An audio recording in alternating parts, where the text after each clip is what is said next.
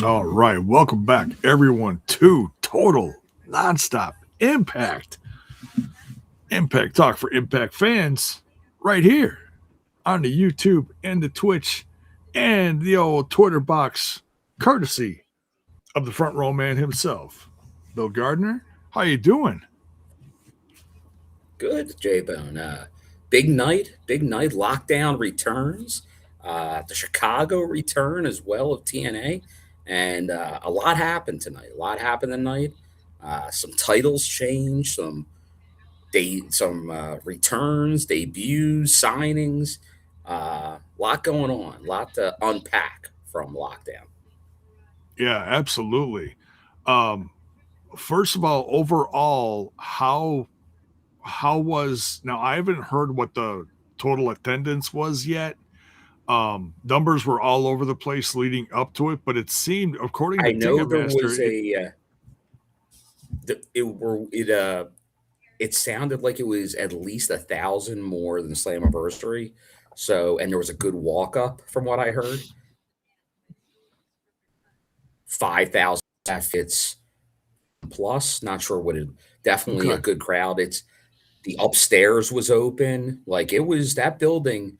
Like not every seat was full in the building, but they had every area open, and a lot of it was full. So it was good crowd. Good crowd tonight. that's amazing, Biggest and crowd of the that's year. it's got to be, absolutely got to be. I mean, with the Oh, we haven't 100%. hit bound, we haven't hit bound for glory yet, but We haven't hit. We'll see if Tampa can go past Chicago, but it's there'll be some lifting, but we'll see. There could be some crazy things. yeah,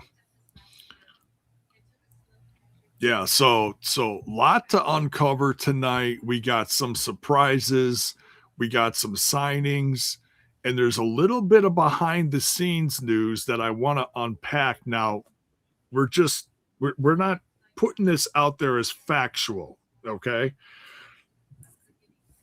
We've heard that there are certain names in attendance, but we don't know if they're signed yet. Oh, We I have can not confirm heard. who I saw. Yeah, I can. I seen a handful of people. Okay, why don't you go ahead? Well, because I was also at Trent's AAW last night, and there were a Oh few yeah. individuals we know TNA has interest in, and I did see there.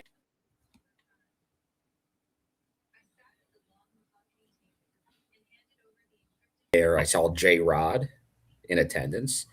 But I think they're the ones people are probably wondering about. Uh, but yeah, nothing Okay. official. But because people do when they're in town visit shows, but I think there is definitely interest. So I would not shock me if we see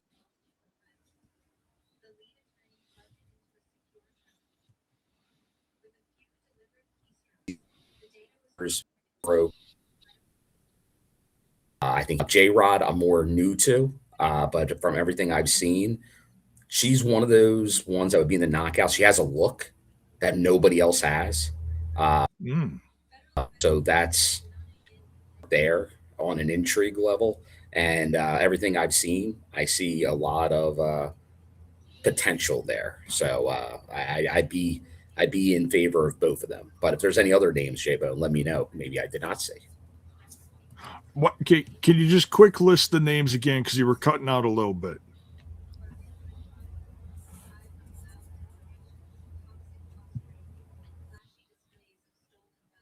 Uh-oh.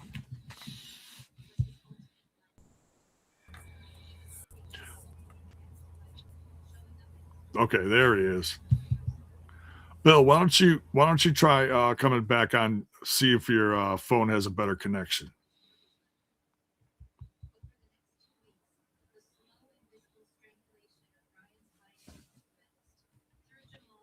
All right, we'll get this fixed. Um, I know he was talking about J Rod, and I think he was talking about see what's the other name I heard here. Oh, Josh Bishop is another one. Oh, there he is.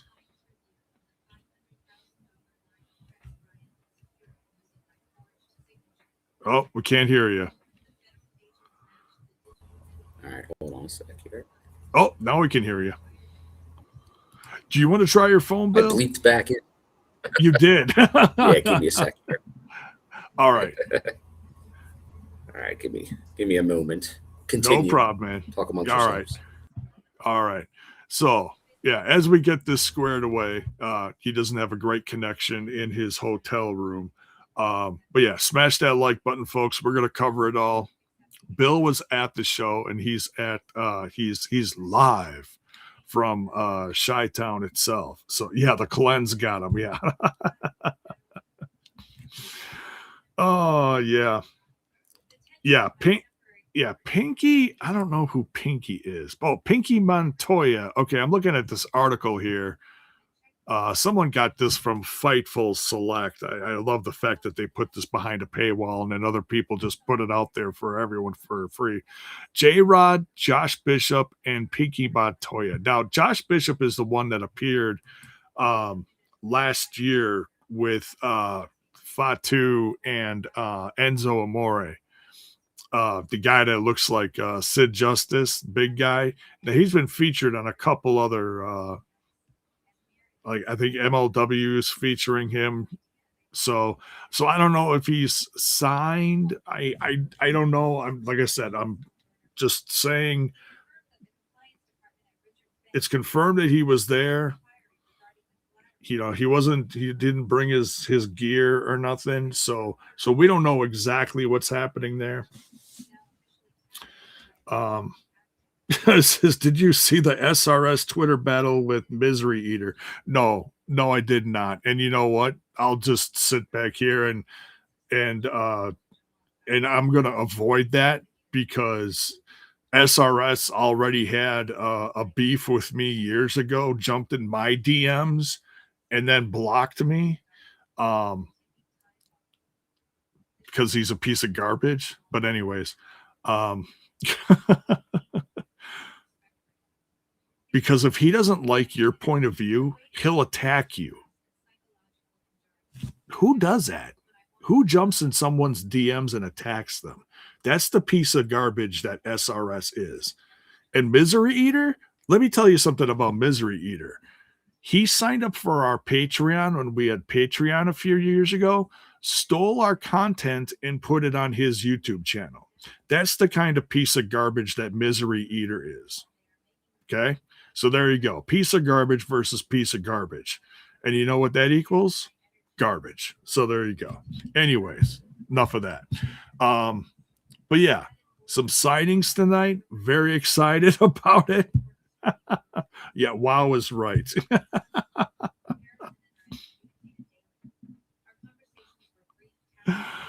Oh God.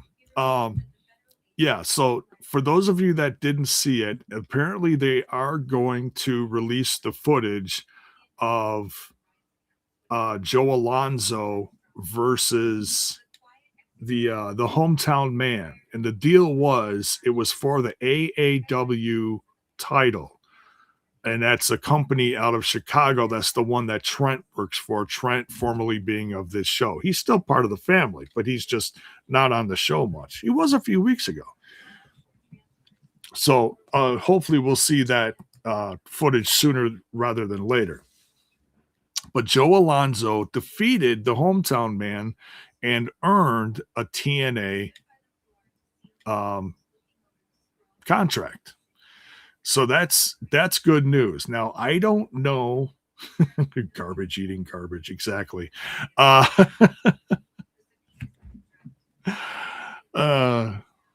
It's like Oscar the Grouch versus Oscar the Grouch. Who wins? Nobody.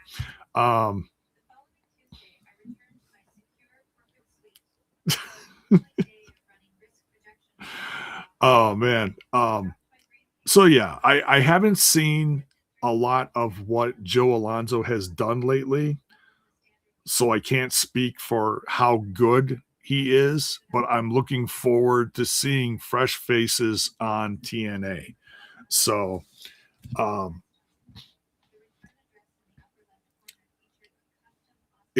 he's someone that's been on their radar for a while now.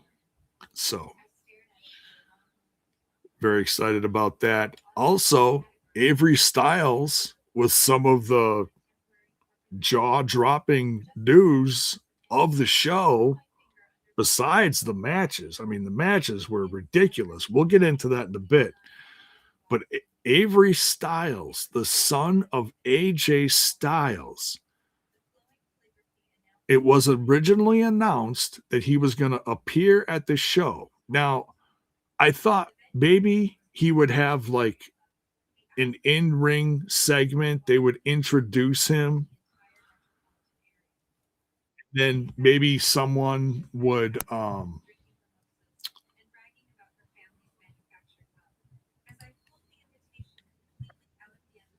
we go.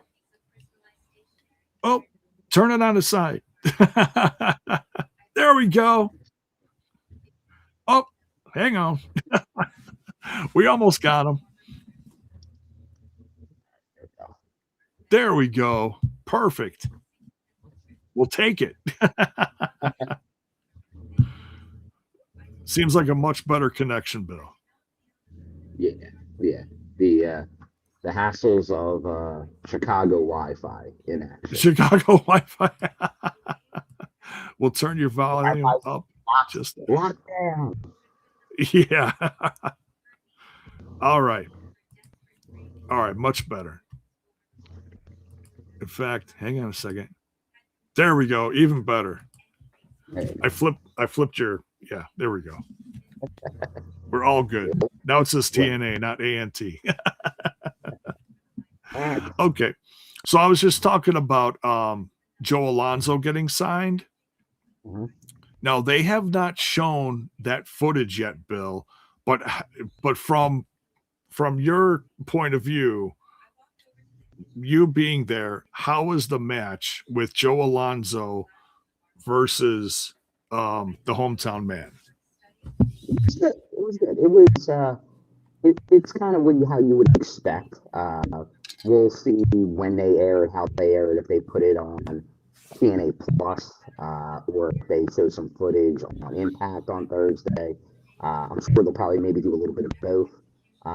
But for the arrogant heel that you've seen on Explosion so far previously from Joe Alonzo, it fits the moniker on how the match went.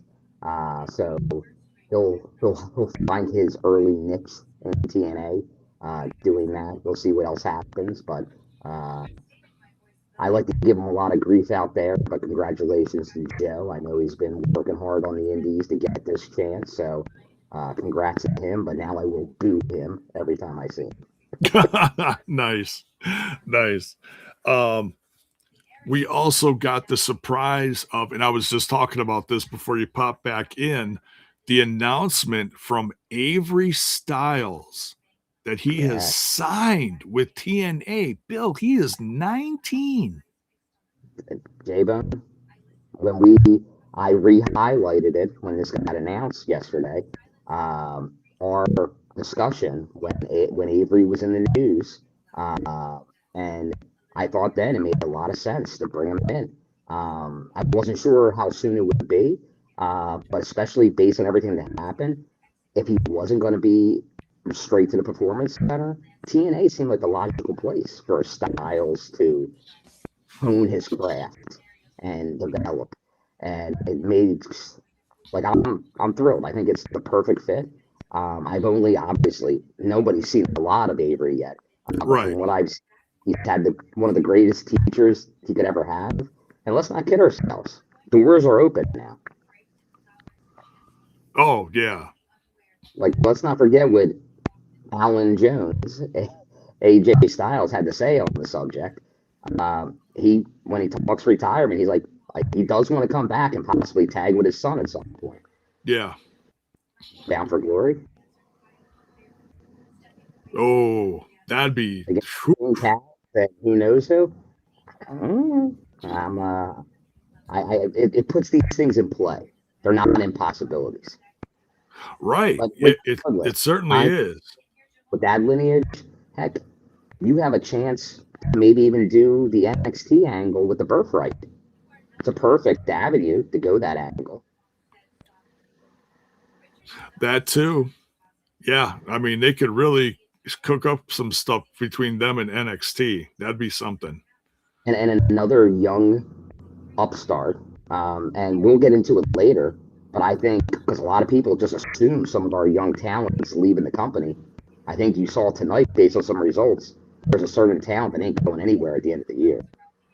I'm sure some paid dirt sheet's going to act like they have a scoop, but at least till the end of next year now. Oh, yeah.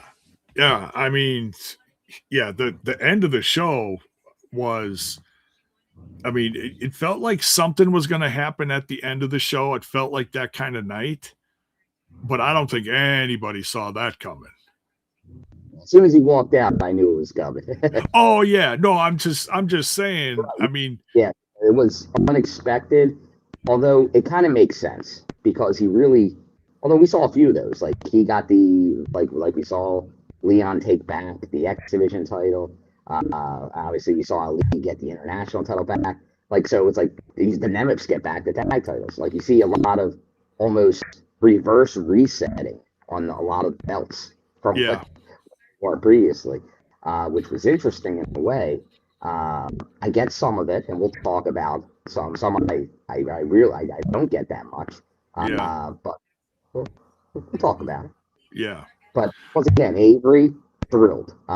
When they said he was showing up, I'm like, even if it's a one-off, okay, but hopefully, young kid, like, and kudos to everybody recognizing what they had here. yeah, Because of how viral the stuff with Avery has been, to utilize this and like because now like this is going to get everyone talking again, uh, yeah, because all I gotta say is yeah, Cannon, you blew it.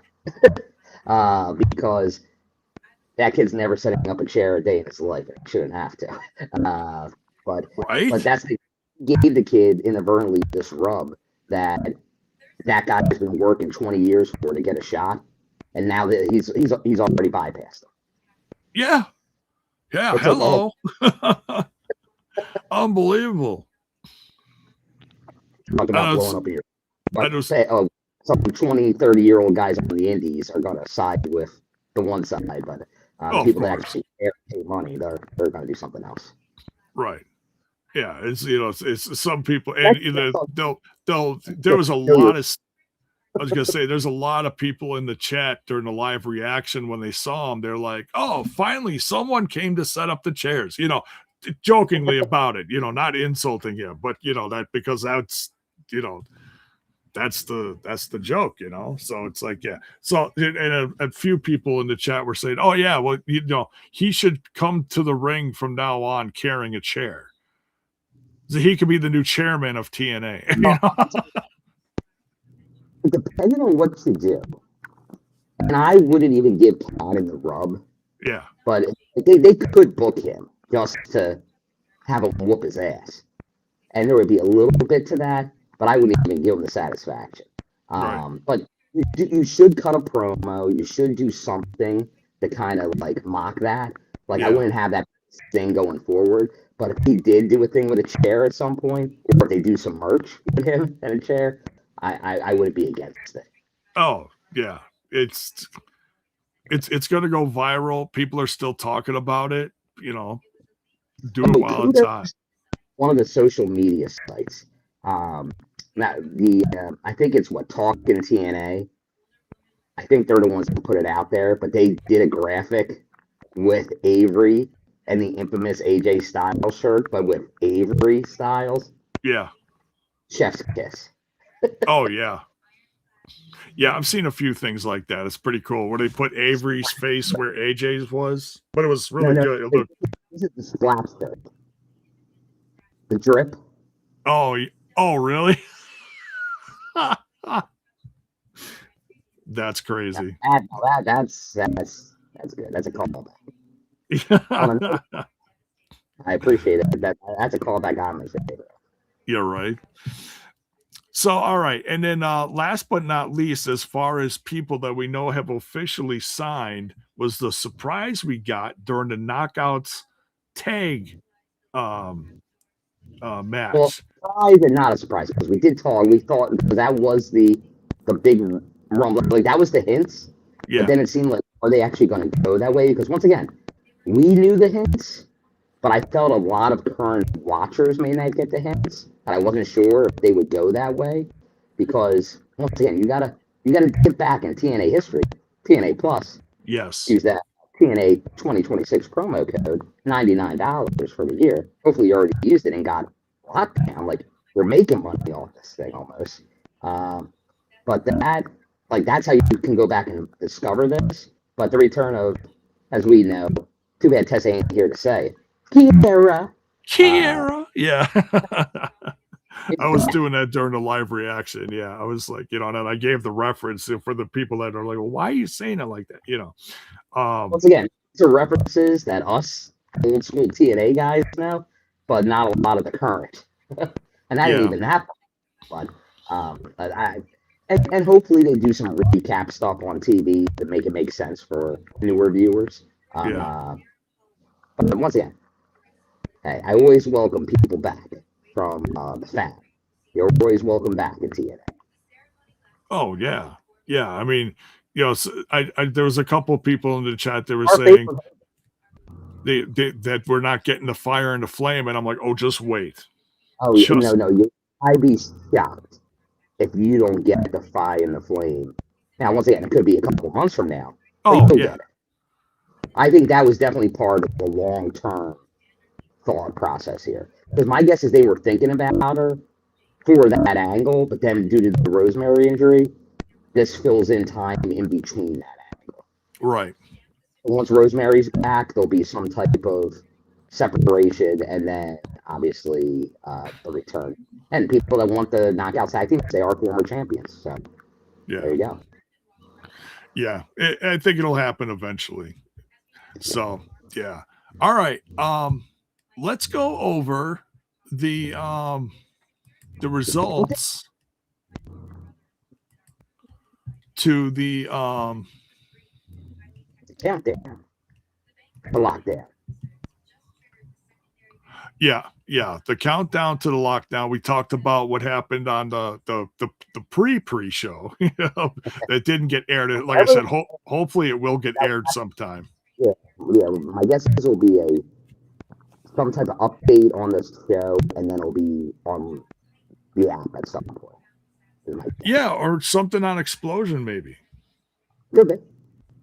Explosion. Yeah.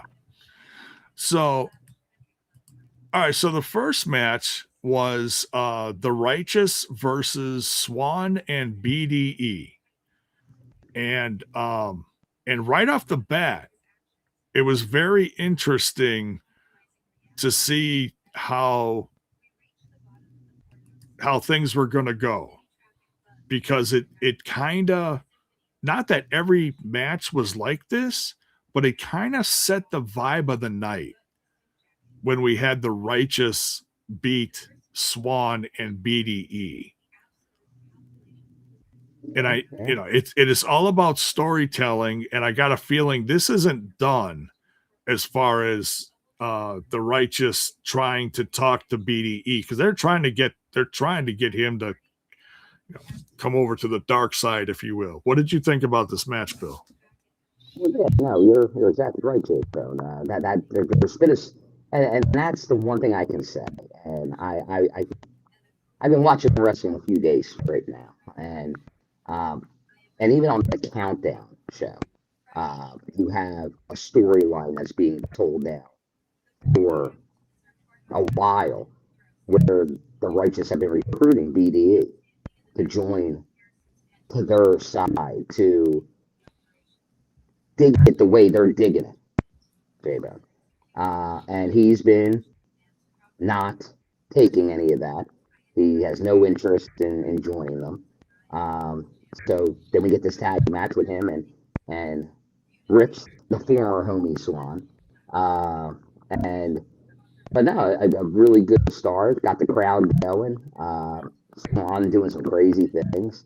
But then in the end, he had Vincent in the ring go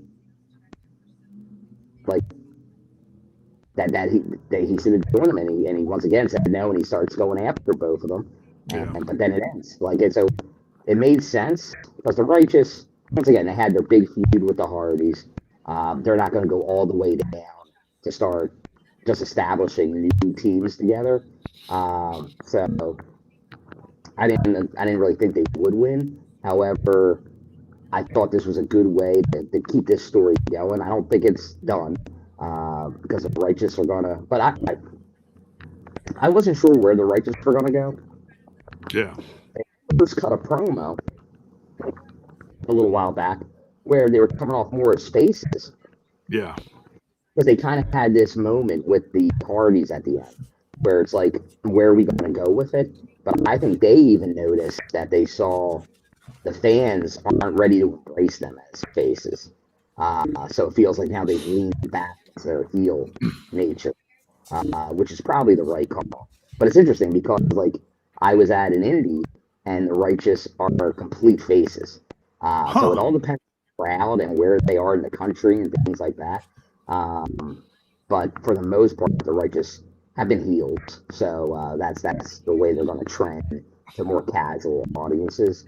Unless something that makes them get a face reaction. So going after, and obviously BDE, very over. Rich Swann, very over. So it helps establish that as well. Like that the Righteous are in the tag division, players, heels. But based on the results tonight, who knows where the tag division is going in the near future. Yeah, and I think we're getting more surprises on Thursday because that's going to be a live show. So hold on tight, folks. I think I think we're about to flip this company on its head. So we'll see. You know what? Just talking about that, just FYI, in that main event at AAW last night, new signing Joe Alonzo was in a team with a guy in the audience that has repeated TNA interest, Josh Bishop. Could that be a way to introduce him into the company? A tag team of Alonzo and Bishop? That'd be very interesting. I mean, you get the mouth of someone like Joe Alonzo, and I hear he has a big mouth, and then you got the muscle backing him up, similar to like a HBK Diesel kind of deal. Or even a match we got advertised tonight, Allie and Zero. Yeah, I can't wait to see that. You know, that's what we've been talking about for months. More matches in the ring with Zero. And speaking of, that's our other countdown match. Yeah, there you go. And say, hey, you ask for it enough, you shall get it. So yeah, we'll see where this is all going with BDE. Is BDE going to turn on Swann because Swann wasn't in there to get him? We'll find out. Now, and I'm not going to go over all the little things in between here and there, but it was cool. I will say on the countdown, it was cool to see Candice Michelle come in and talk to the guys. It was great to see her. All of a sudden, she appeared like I think I was looking at something because like they kind of had like a holding, a cue, and like there was like Daria was there, and then she was talking, and then like I'm looking one way, and then I look the other, and then all of a sudden I'm like, whoa, that's Candice Michelle. Yeah, like she's doing something. Like she's wearing an outfit to be noticed. She's going to be noticed. She's talking about working with the knockouts and such. So that was cool. I think I haven't seen Candice in front of the camera in a while. Since that early, like she was in the crowd, and then we saw her like I think like one other time really in front of the camera. And she got a good ovation from the Chicago faithful. Nice. So I was glad. So kudos to Candice. Yeah, and I'm always going to call her Milwaukee's own, you know. Oh, and speaking of Milwaukee, I heard the Hardy Party in Milwaukee was a success. It had a decent amount of people show up for it. So yeah, I saw some footage from Chicago last night, and it looked like they had a great crowd for there. So Hey, at this point, never a surprise. The Hardys, most overact in the company. Yeah. The fans are there. Um, kudos to all. Just as we're talking about other things, I'm going to give also a shout out to, I know, a member of the channel, Justin Miller, who I met up with for our impromptu tradition of the pizza party. Oh, Which is, nice. it was good to see Justin and the fam. We did Lou Malnati's, mix it up this year, closer Oh, to okay. the Credit One Arena. So it was good stuff all around. Oh, that's awesome. I'm glad you were able to hang out with him. That's very cool. Yeah, Very same cool. here. He was even because he was ringside, like on the ramp, a couple rows back. Yeah. Good to see the gang. Yeah, I heard he had some ramp seats, so that's great. Yeah, that's good. That's good. All right. All right. So next we've got another order 4. We're talking about Special Agent Zero versus Trey Miguel. Number one, it's great to see Trey Miguel back. And like I said, we've been dying for more Zero matches. So what'd you think of this one, Bill? Well, this one, I I liked it. I thought him coming out as Spider Tray. I know they've been teasing that. Yeah. He gave the superhero versus the big villain because obviously the size disadvantage. Um, the only thing when they booked this match, because obviously Trey coming right back off that injury, it's like we keep asking for Zero to get his matches, Yeah. but it's almost like he gave us what we wanted. But then also, I knew we weren't going to get what we wanted because Trey wasn't going to lose this match. It was Yeah. kind of hard coming off an injury, you have him lose. But the way he won, like it was kind of like almost like a lucky pin in the end. Like it was Yeah. like he got a up pretty much, like a little package he was able to get. So it was good for what it was. I think like Zero was able to do like one big power move. I would have liked to seen a little bit more. I know there was an awkward exchange on an outside move, that kind of a nasty bump Trey took. Yeah. I think because and honestly there was a few, like nothing went horribly awry, but some were like a little iffy. I don't know if it was because of the idea with the cage and the steps being at different locations, but it seemed like a lot of people were cutting on the side where I'm at, like going out of the ring short. Um, it just seemed like there was a few, like as going over, like as opposed to normally going beyond a certain point, they were all cutting it short, Yeah. which was catching everybody a little off guard, it seemed.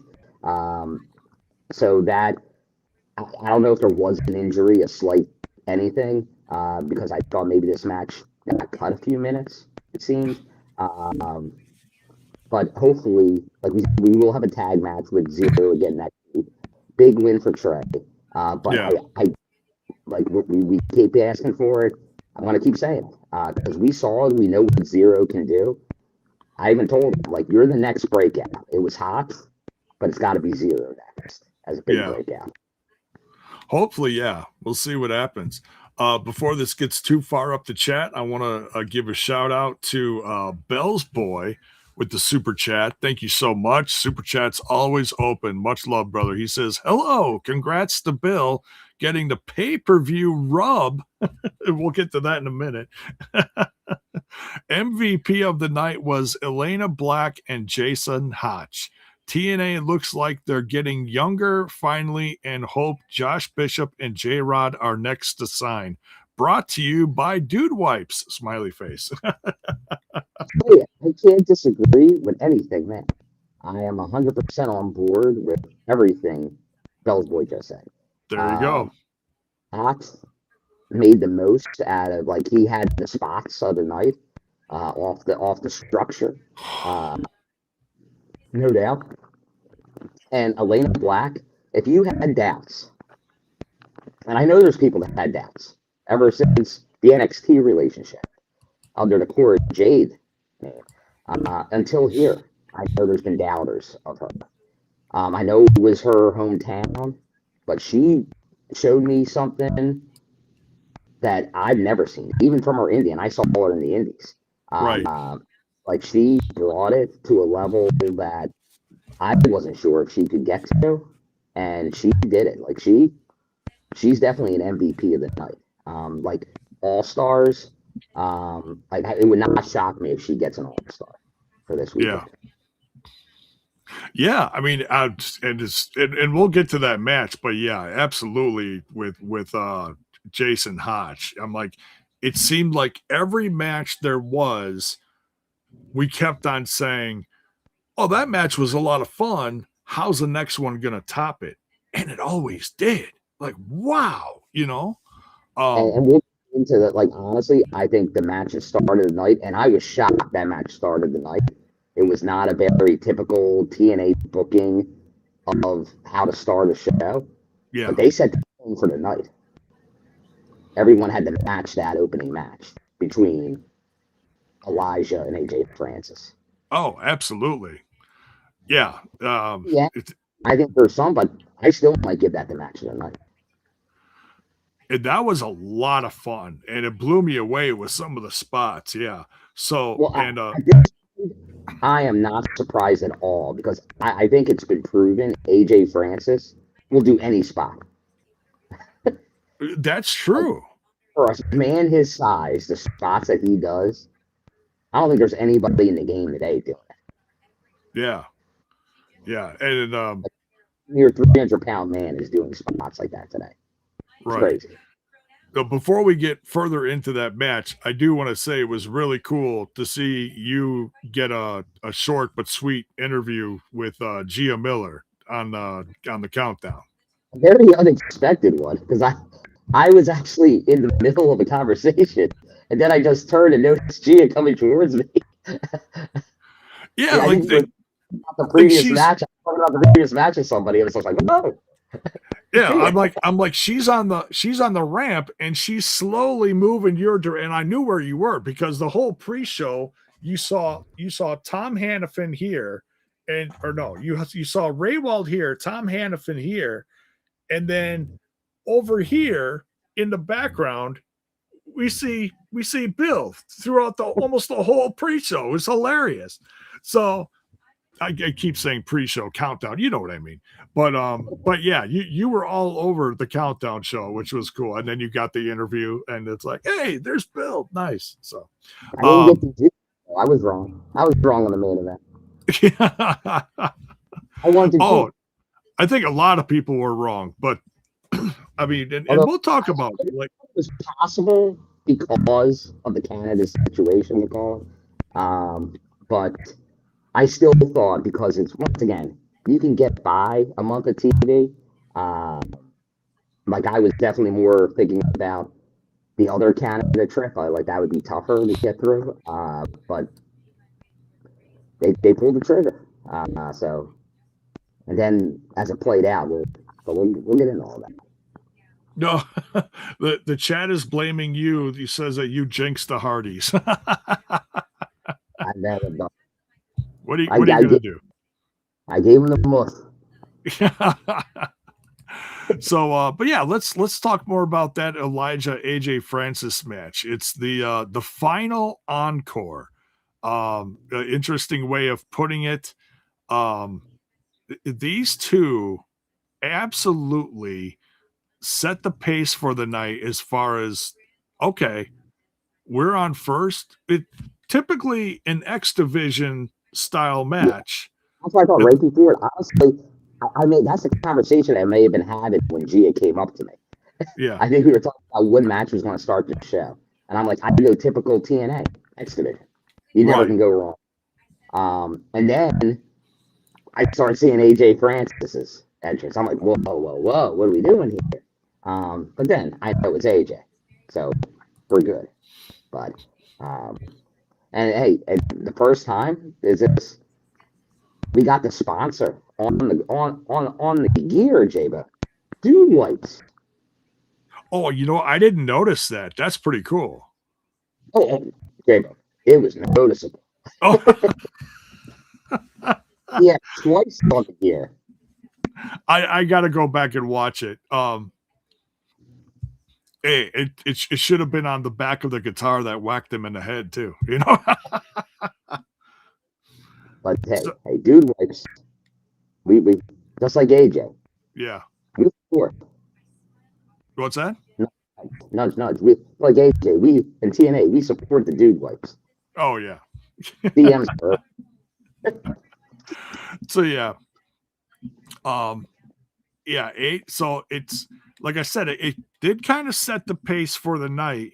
AJ Francis got the win, kind of surprising, and of course they sent the crowd in the sense, you know, send the crowd home happy. They, you know, he got the guitar shot that leveled him out at the end. Like, yeah, let him go there. But first of all, we got to go over something, David, because it was fantastic. The return of expression. Oh yeah, expressions came back, and he lost the neck brace, which was hilarious. Was like, he was doing the Kevin Nash. I was expecting him to remove the blanket and have like a fake leg doing Kevin Nash, but he just removed totally. The blanket. It was classic. It was good stuff. Yeah, he was. And then he got in there and took some hella bumps. Yeah, he was wheeled down. Yeah, and he was great. That guy is something else. Expressions. Yeah, pretty funny.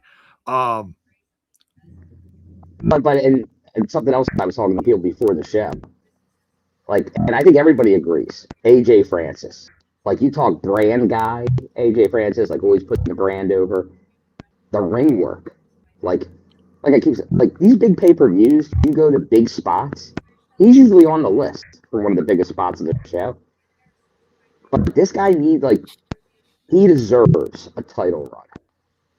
But then in the end, like, he's not going to be in there if they have him take L's a lot. He's been taking many L's, in my opinion. So he got the win here in this feud with Elijah. So that's big. He needed that win. He did need that win. So hopefully they build a little more on that and we can see, because we need gold. We need gold for AJ. I absolutely support that, because you know, and I don't think he's going to be the one that takes it off of Nick Nemeth by any means.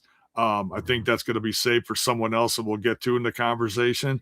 But yeah, he's been having too many situations with that we've been talking about. He's just knocking it out of the park, whether it's solo or with someone, or the moves in the ring. I mean, he and Elijah had a chemistry like they've been doing this together for a decade. They got great chemistry. Because that's why I know a lot of people are like, oh, once you have a match or two, you can end the feud. But they've shown that's why you extend some of these feuds to keep it going, because certain guys just work real well together. And they do, from the promos to in the ring. But honestly, I'm at the point where I think AJ can work with anybody. Yeah, he can and has. So yeah, we'll see. There's a few people in the chat that disagree with that, but that's okay. You know, it's all subjective. So and I know people want to go at like his run in WWE. Yeah, but show like where he's not knocking out of the park in TNA. Yeah, and that's all what you're doing here. Right. He just wasn't given the opportunities like he has been in this company, you know? I think like they have him doing ladder spots, they have him doing cage spots. Like, what are we talking here? Like doing great with all that stuff. He's one of the most athletic big guys that I've ever seen. And he's doing stuff that half of those big guys can't even do. Like, I grew up seeing some great athletic big guys, Vader, Bam Bam. Like, those guys were great. Like, they could do stuff. Yeah. So when I see that, I'm a fan. I'm a fan when they can do that. Right. So I mean, we'll see where it goes, but nonetheless, he got a big win here, and it was very fun to watch. And Elijah got the guitar spot at the end, so they in a sense they both won. So Yeah. let's see. Next we got Gia Miller backstage with Allie, and saying, well, who's going to be your partner because we can't find Rosemary. What's going to happen? And Allie says, hey, we're going to find out, or you're going to find out when the rest of Chicago finds out. So here we go. We got the Elegance brand going after Allie and defending her Knockouts Tag Team Championships. Who's going to have the other belt? None other than Kiera Hogan shows up, and she looked great, Bill. Yeah, it's been a while. Because honestly, I have not. And when she was at AEW, I don't know how. I feel like for a while she had not been that active over there. So it was great to see her because it had been a long time since we saw her in TNA. But hey, it felt natural. You could always come home again. Like I said, our favorite Hogan. And obviously there is history there. So everybody that was calling for it, you're right. It happened. They went there. But let's get into the match, Jay. Oh, the match was a lot of fun. Especially you could see the the concierge comes out and he was saying he was hanging out with some sexy police. And it was like, what is he talking about? Well, sure enough, I knew what he was talking about. Heather and M by Elegance come out in the police uniforms. Unbelievable. I loved it. I thought it was great. Because they've done this so many times when they've had these big opportunities and they come out in some kind of costume related to the city or something. It was great. It was absolutely great. One thing I do want to mention before we get too far down the road, the theme of the night, Bill, was a brand new single from Chris Bay called Fade Away. What a rockin' tune, dude. I tell you, it was great to see because obviously Chris Bay, like that, member of the fam, TNA guy. So him getting this, I don't know, man. It makes me think, like, who knows? Maybe we'll see a bigger role with Chris Bay going forward. Maybe. I hope to. Like I said, I would never put the pressure of anything too crazy on him. Right. But I saw him at Bound for Glory. We saw him now do this. So hopefully we get more of Chris Bay because just him going through the journey of return, seeing where he's at from where he was, it's great to see. It is. It is, yeah. And the song sounded great. It was something that, can, pump up a crowd. And hey, he was singing on it, So pretty cool. All props to Chris Bay and his just road to just a more normal life, even if he doesn't get back in the ring, just getting back to normal, Yeah, exactly. Like that was a small percentage, honestly, to even get that. And it feels like he's almost already there, which is just awesome news in that amount of time. Yeah. I got a comment in the chat saying Jay needs to hit the music jukebox for a review. That would be the old jacked up jukebox. We'll see. So, all right. But yeah, the match between Allie, Kiera Hogan against the Elegance brand. And I noticed the Mr. Elegance seemed a little off tonight. He wasn't his typical woo self. He's not happy, J-Bone. He's not happy after losing that undefeated streak. You can tell it's affecting him. Yeah. He wouldn't wear the little police hat. He didn't like when I asked him why he ain't wearing the police hat. He didn't like that, eh? He didn't like that. But here now you can tell me. You may have had a better angle than me because it was on the other side of the cage.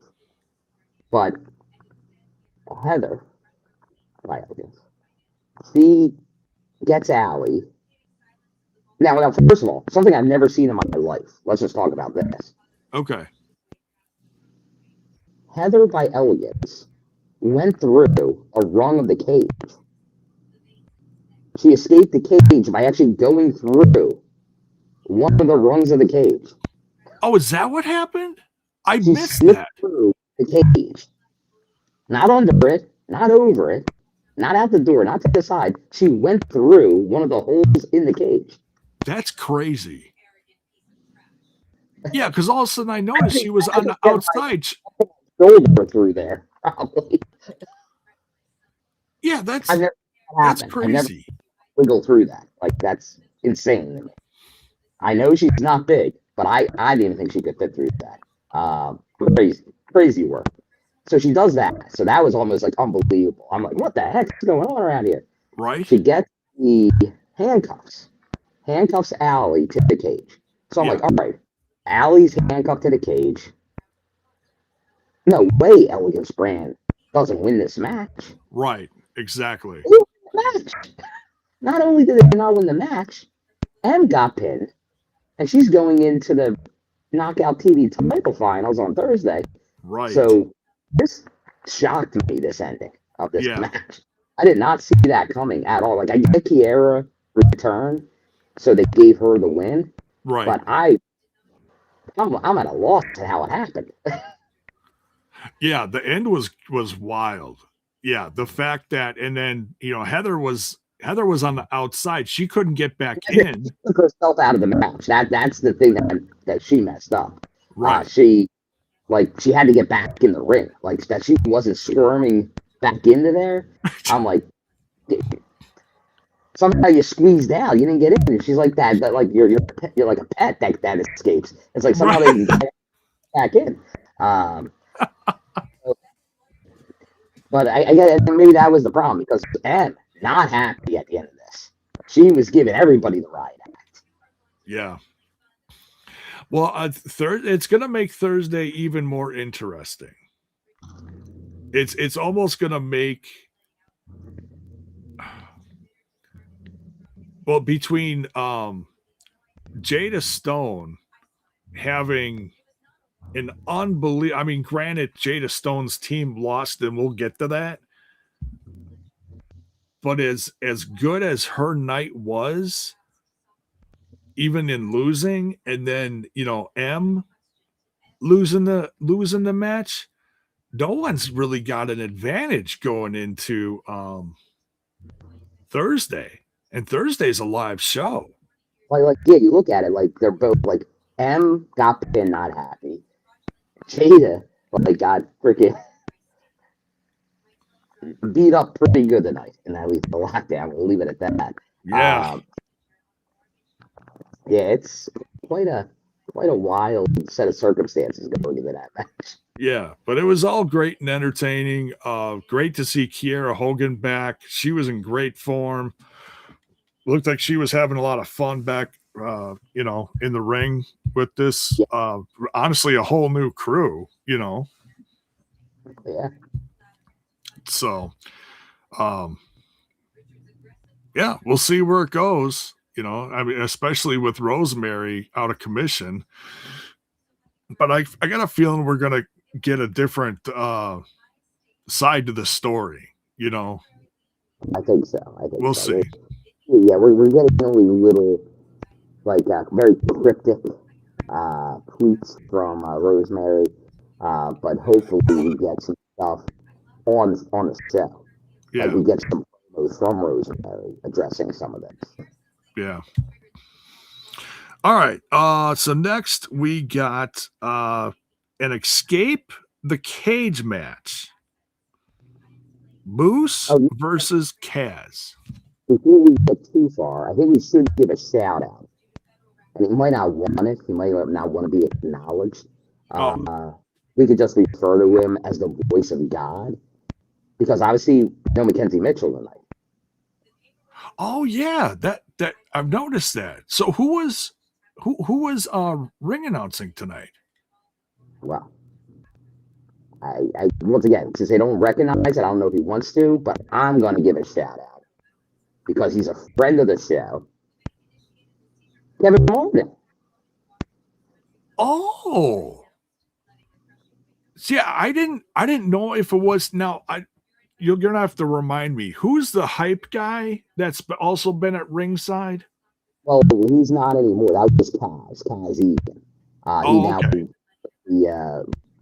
the Banana Ball League with the firefighters, doing a good job. Okay. So the hype man is no longer here. So it's Mackenzie obviously bringing it out. I know she was doing Real American Freestyle yesterday. I don't know if that's the reason she wasn't there. I didn't look into any details. But I did see that she'll be in Canada. But I think overall, because we occasionally would get Kevin would do Elijah's entrances. Oh, okay. Like he would do her voice announcing for that, but he did them all from like the back tonight. So good job by Kev if he's back. Wow. If he's there. Give him a shout out. I know he probably doesn't want it. He might even be denied doing it. No, we love Kevin Martin. That's great, man. Yeah. He's the ring announcer at Fear Group. What's that? He's the full-time ring announcer at Fear Group. Oh yeah, and well, he does a few different indies, I think. Too. Oh, yeah. But that's probably like the big, like where people probably know from. Yeah. Well, yeah, that's great. That's great. Interesting.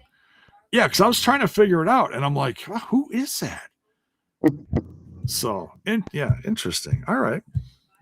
Well, props to Kev. I always call him Big Kev. He's giving us little teasers.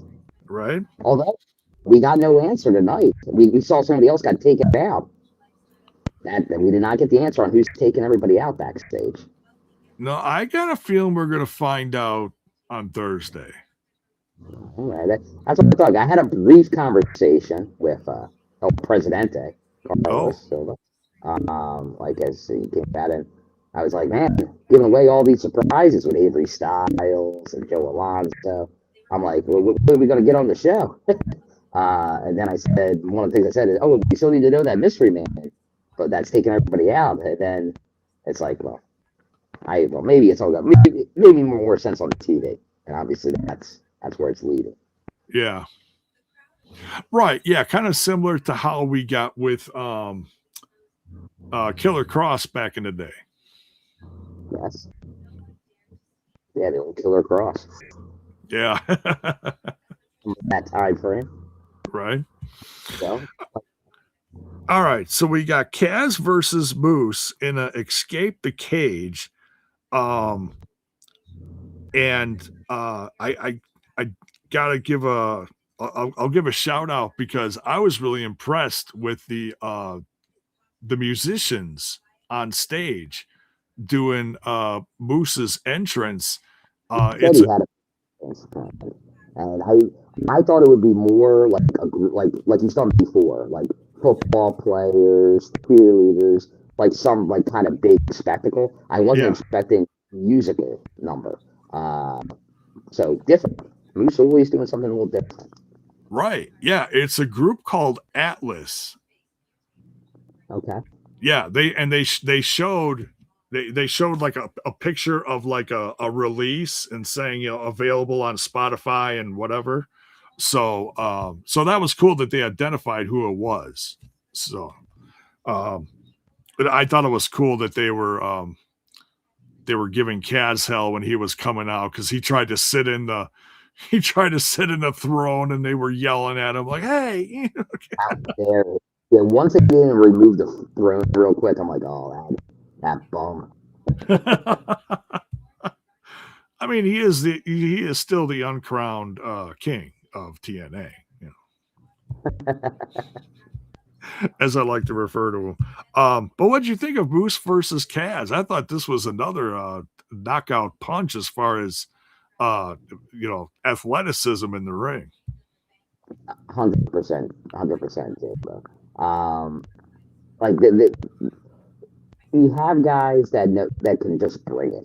Moose and Kaz, they both brought their A game. Like early on, it was very Moose heavy. Like he could have escaped the cage a number of times. Oh yeah.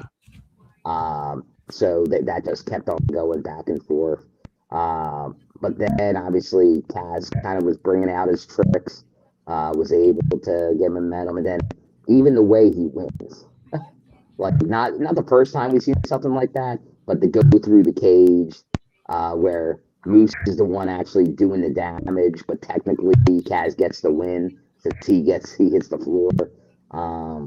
Now there was it looks like Moose got a little banged up at the end here. Hopefully nothing too serious.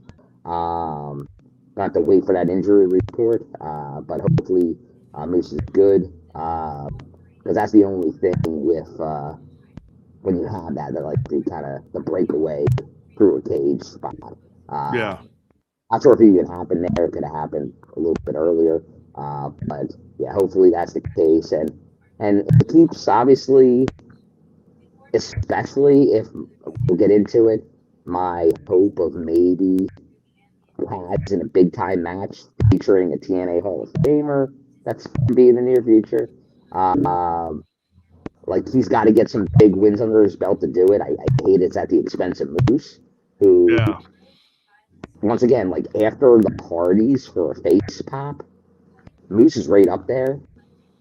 If not, if he's not second after the Hardys, he's no further down than third, maybe fourth in the company. But you can make the argument that he's second. So.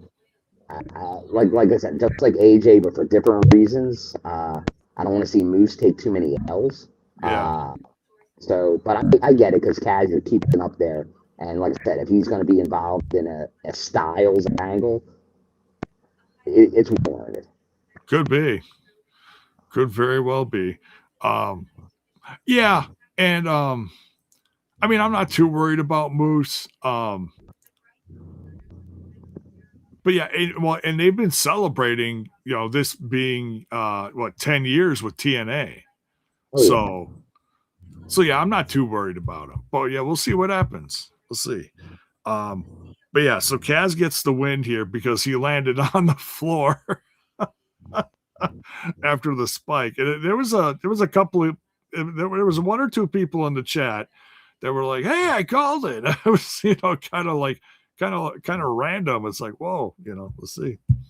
So hey, Skull in the chat says good to see you this weekend, Bill. Nice. Yeah, it's been a while. It was good to see Skull. See, I'm still upset at Skull for stealing my food. No, I'm just kidding. Years ago, I'm still holding a grudge. No, I'm kidding. No, we all had a blast years ago at Cicero Stadium. So yeah, good times in Chicago. I can't wait to get back there sometime. Just as I said, kudos to AAW, obviously on their show last night, and obviously the partnership with TNA in relation to the Joe Alonzo title match. It was an AAW title match before the show. Right. Got him the contract. So, but yeah, kudos to all the gang over there. Yeah, that was pretty cool. Yeah, I know that some of that was talked about quietly in our chat behind the scenes, even though we didn't know what was going to happen. And then when I found out something was like just generic was going to say something was going to happen, Bill's like, no, don't say nothing. I was like, oh, shut up. But there you go. That's what was happening. So yeah, not like we knew. Just mum's a word about anything happening. So yeah. So, but yeah, good stuff. Next we got the Knockouts title.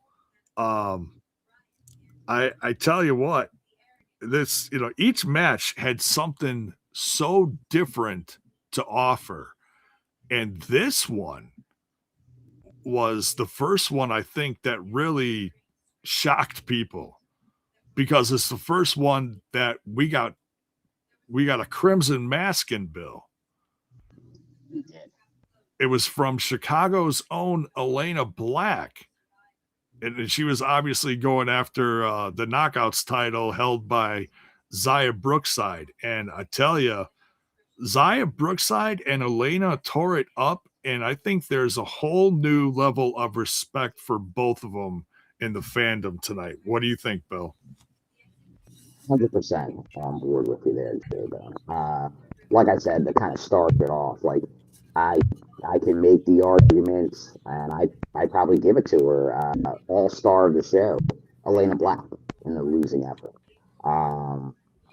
because once again I thought she'd bring it. Obviously, she's in her hometown, so she had every motivation, but she got to a level that I wasn't sure she could do.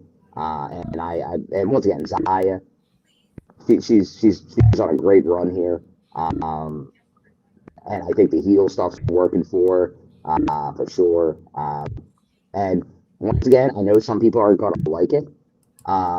They're gonna feel like that TNA doesn't give you the hometown payoffs that everybody always wants. But I love that about TNA that they keep doing no matter who's really in charge. Like occasionally you can do it, but I think everybody always wants the story of oh yeah, hometown pop, you won in your hometown, but then the next night at a new venue, nobody cares. It's all about that chase. So Yeah. I'm okay with not giving those payoffs for hometown pop. I think it's too temporary. It gives people are happy for a night. But once again, in a losing effort, other companies would have made T-shirts already off of her performance. And she went all in with it. Like I said, I wasn't kind of an anti Elayna that a lot of people are, but I noticed there was a segment, like I said, back to the NXT relationship. But if she's not winning you over, but once again, I can't believe AJ Francis still doesn't want a lot of the crowd over. You can not like him because he's a heel, but if he's not winning you over with his work, I don't know. I can't speak to that because he's killing it. And Yeah. now Elayna, if this is the start of she puts in performances like this, she will have a title pretty soon. Oh, yeah. Yeah, I was a little surprised. It felt like this was going to be her win, but the story they told and the match they had by far was the talk of tonight. And even though Zaya Brookside won, I can't wait to see what's for next for both of them. I so many of these matches had a feeling at the end of it, even though maybe the person you wanted to win didn't win, the match was so damn good and had so many, oh my God, what are they doing moments. Uh-huh. I couldn't dispute it, and that's, and this was probably one of the first ones, the big ones of the night that had that feeling. So, but yeah. Yeah, as I'm watching it, I'm like, oh, she's gonna win. She's gonna win. And then she doesn't. So that's I like the surprise like that because halfway through, 3/4 through, I'm like, oh, we're getting a new champion. It's happening. There's no doubt it's happening. Yeah. And then it doesn't happen. It's like, okay, you surprised me. Right. And I popped for the Fuji dust. Jay, I'm 100% with you there. Right? Because that's something Zaya, we've never seen her do something like that. And then she got thwarted the first time. She was going for it, it didn't happen. Then she does it the second time. But to do Fuji dust with the crimson mask, that's what made it so good. Yeah. Because that's gonna burn. That's just not a hindrance. That's actual pain. Oh yeah. Oh yeah. Your whole face hurts. Yeah. Yeah. That's like doing the lemon in the wound. Like that's great. I love that. Oh yeah. Yeah. Yeah. Like literal salt in the wound or whatever they use. But yeah, it was great. Yeah. So yeah, old school wins all the time. It's I popped for that, and then and then Zaya screams into the camera, I told you I would win. She's just good stuff. Good stuff. So and they showed Indy Hartwell at one point watching this match, and then there was something later. Oh no, okay, so we didn't get to that point yet. We're getting to it. There was a backstage moment. We'll get to it. We'll talk about it in a bit. But next we had the international title match between Mustafa Ali and Jason Hotch. And I what's that? These matches back to back. Like, have there been 2 matches back to back on anybody's show this year to come to this level? Like, this was the Chicago hometowners. Killed it tonight.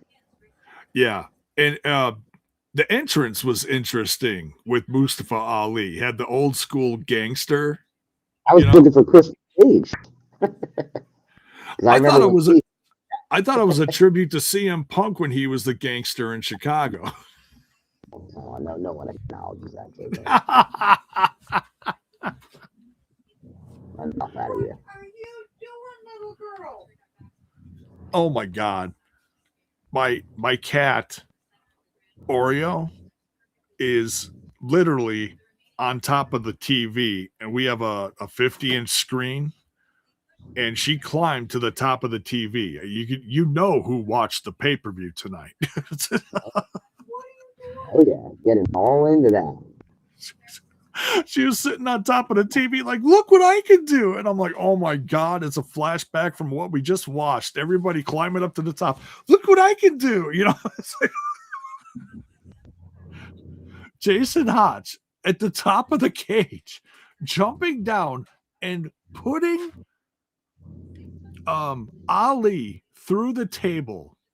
Wild. Unfreaking believable. This whole match was just cutthroat, awesome.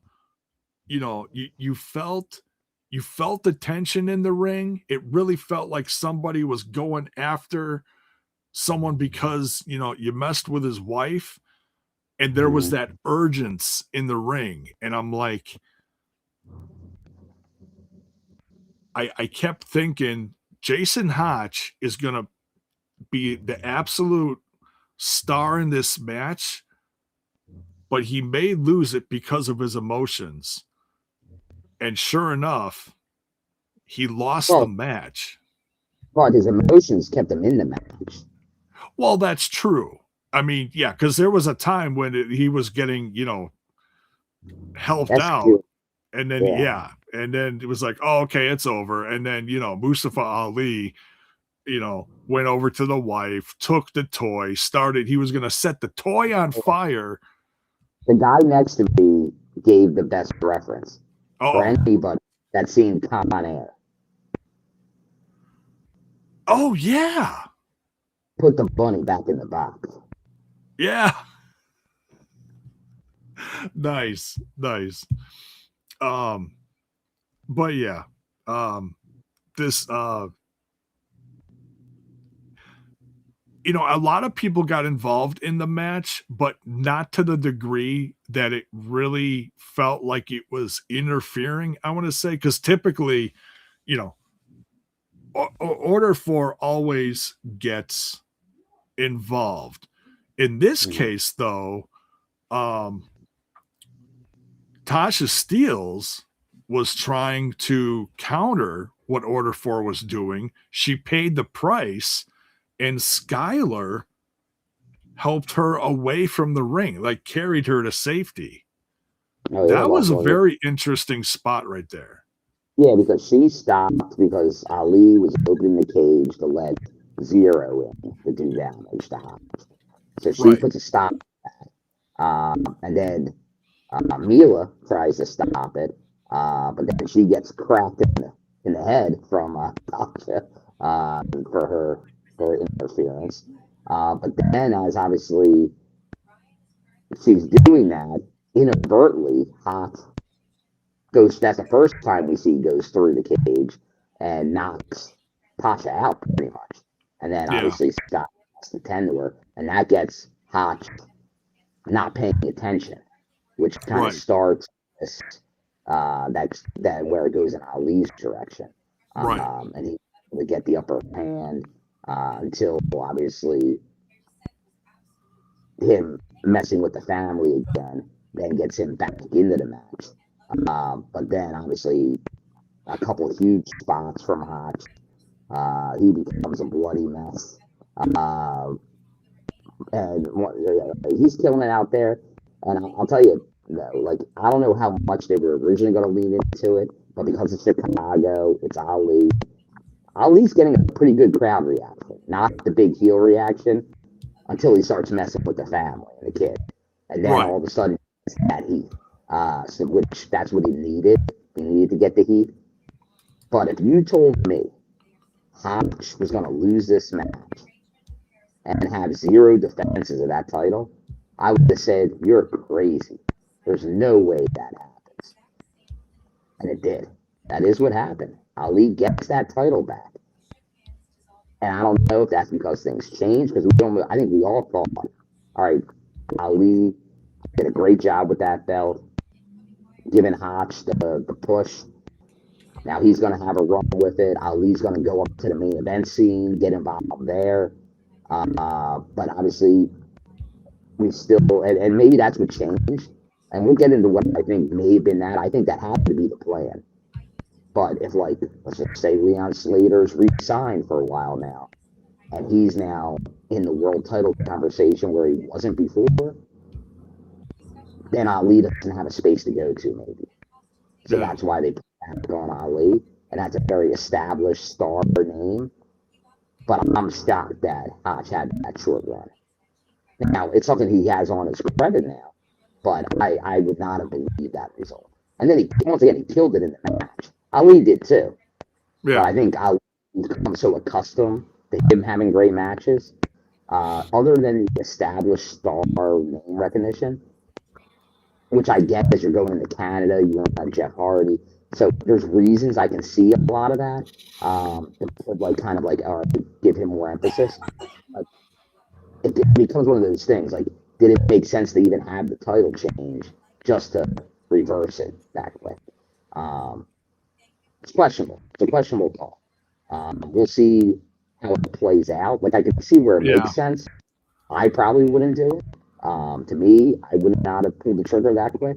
But I get doing it. I can see ways for it to make sense, but I wouldn't have done it. Yeah.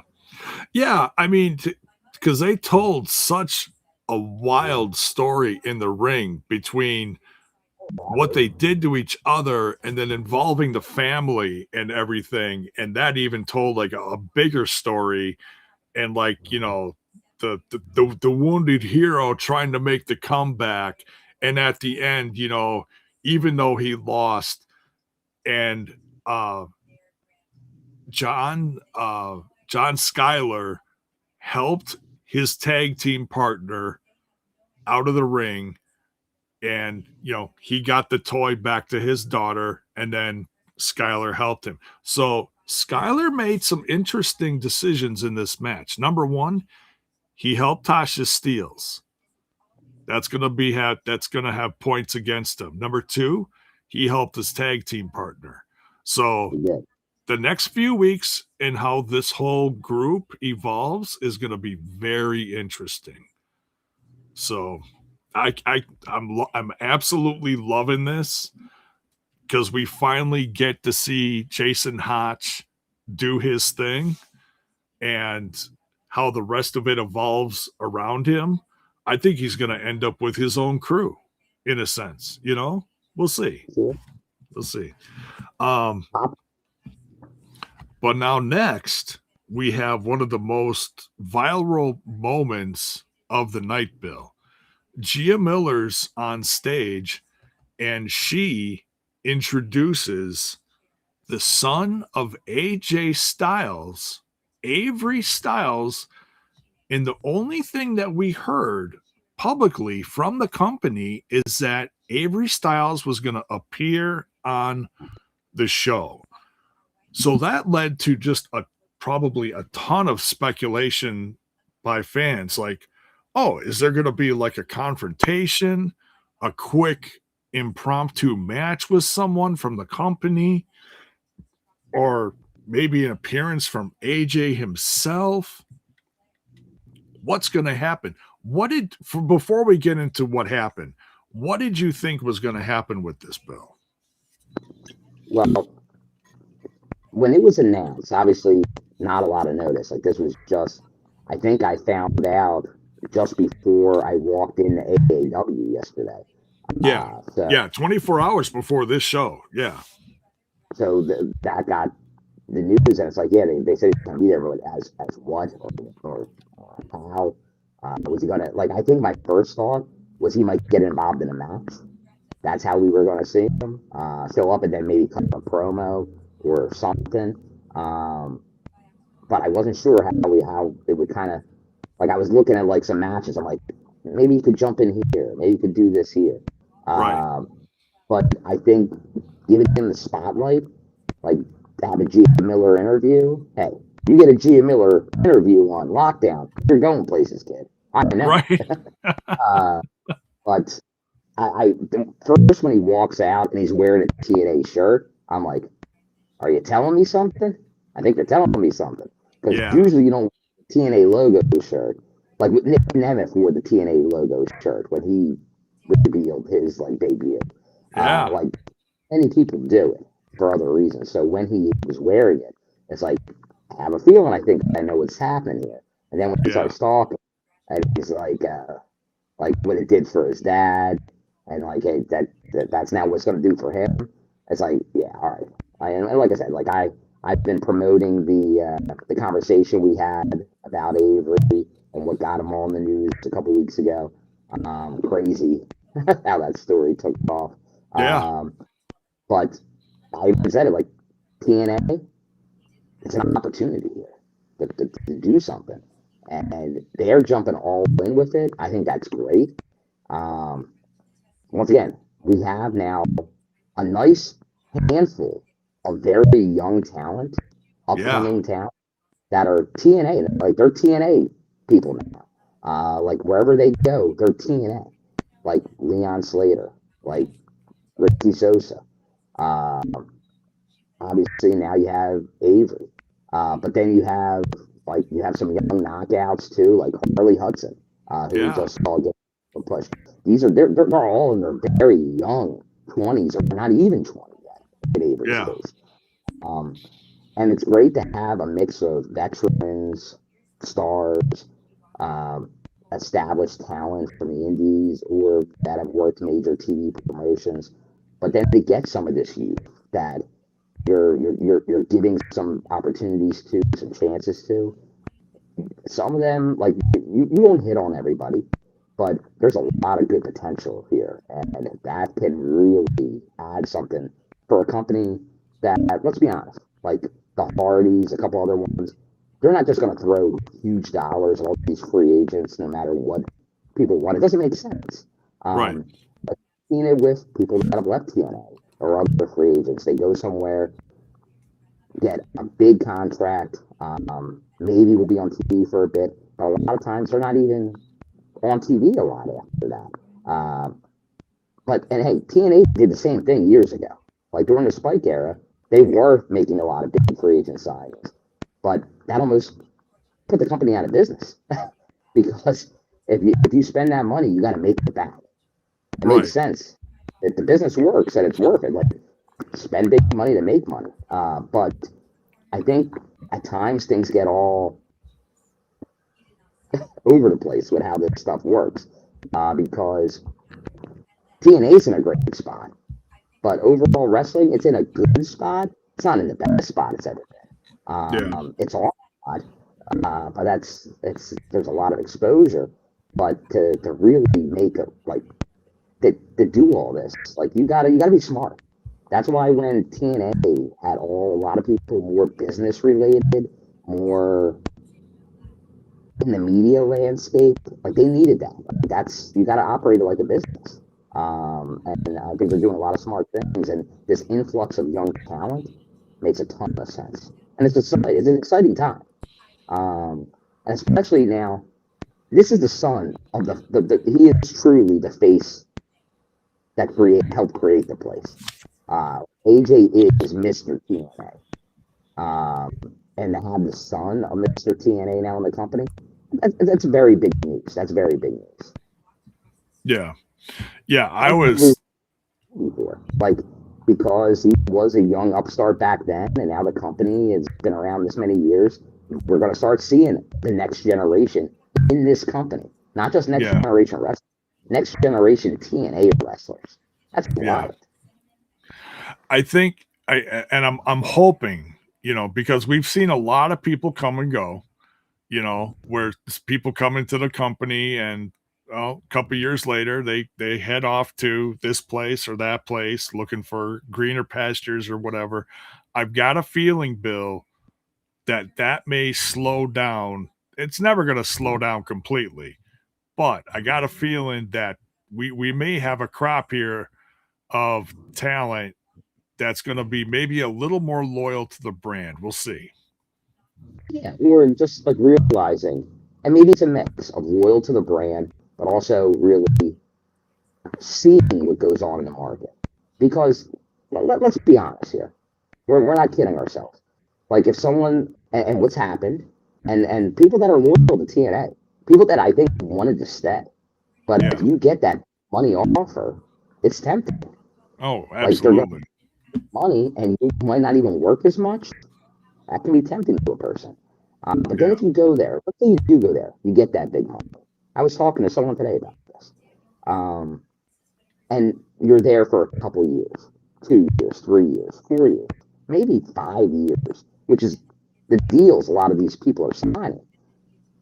If you're not used a lot or at all for close to 5 years, what's your value after 5 years? It's not what it was. Like, hopefully you do well with that whole time, but creatively, where's the interest after 5 years of not doing a lot? Yeah. Like, TNA is you're being used. You're creatively something. And if you are, hey, if you stay that somewhere else, great. But that's not going to be easy to do. We've seen the best TNA had to offer, and they have the ability to do it, but to get the chances because you're not homegrown, you're not one of their people. They're few and far between, to be honest. Yeah. Now, some of these young guys, like, it might be like, okay, maybe spend another year or two in TNA to really do something, and then you get that chance somewhere else, which is fine. Yeah. But I think there was, and I know some of the fans were like, well, there's too many people leaving, like taking that chance. And that the company's not like, oh, we'll just throw crazy money at you to keep you there. That doesn't make sense to do. But hopefully they're not all looking for that. Yeah. They're not even in those offers. So. Right. And if you got people coming back to the company like Kiera Hogan, I think that can also set an example to some people and be like, yeah, the grass isn't always greener on the other side, So I think if there's something you can say right now about TNA, you look at, like, you can find a few people here and there, like anywhere, obviously. But for the most part, who comes back, how people leave, like, there's no burning bridges for the most part on anybody. Like, everybody's leaving. Like, in the end, it's like, hey, I love it there, but it's a lot of it's a dollar or a situation. It is what it is. And I think things have. I think this last year, since the AMC deal has put a lens on this that probably makes it seem worse to people because, and I get it. I think even from some of the talent standpoint, they see like a TV deal, which was that is a big deal, and think about whatever that money is. Once again, that's money you earn throughout the year. I think a lot of people, even fans, think all of a sudden like a big barrel of money just showed up, and it's just like now let's just give it to everybody. That's not how it works. But I think even some talent think that's how it works, and they should be getting a bigger piece of that pie. And I think some of them are offered pieces, but not what they think they should get. But once again, that's how you get into trouble. You get a little bit of something, and you blow it, then back to square one again. And that's once again, that's not what it's about. So you got to be smart about what you do. Keep the people that you think are really helping, and then go out and try to keep finding new people. That's just you gotta be nimble in this business. Yeah, and I think the youth movement is really going to help. And we saw that several years ago with the changing of everything when it came to like guys like Callahan, the Christ brothers at the time, and so many others, they were that's going to grow together. And this is a very young group. Like you're talking like you have a group this young since very early TNA. Right. Yeah, and it's really something. I tell you what, when Avery was talking, I was like, oh my God, he sounds just like his dad when he was 2002, 2003. It was AJ Styles, but he still had that Southern accent a little bit. I'm like, oh, geez. It's just what a flashback. Unbelievable. I want to touch on this because it happened real quick, and I think people were still blown away by the fact that Avery was signed. Kaz comes out, and it's like, oh boy, and and he levels with Avery, and he's like, look, I've been friends with your dad for decades, and if you can trust anybody, you can trust me. And he kind of puts his hand on his shoulder, I was like, well, that's interesting. I was starting a bully right promo. You can always trust me. Right. Yeah. That did feel like bully. But I was like, wow, if this is the first program we're starting off with, Avery versus Kaz, that's going to be interesting. Or maybe it's just going to be Kaz like trying to mentor him for a while before things go south. I don't know. Once again, this might be hopeful me talking, but I imagine it's going to be Kaz trying to mentor him, maybe successfully or not at first. Then something going awry, and then the old man stepping in. Oh, there you go. Like, what'd you do to my kid? That's a good way to get that going, because there was hints of that a while ago. There was, so we'll see. Like, that's a hopeful me. I'm sure people will tell me I'm crazy because they always do when I say that. But we'll see. It's not an impossibility, which makes it. But I'm looking forward to it. Like if he goes right in an X division, well, obviously we'll talk about it in a bit.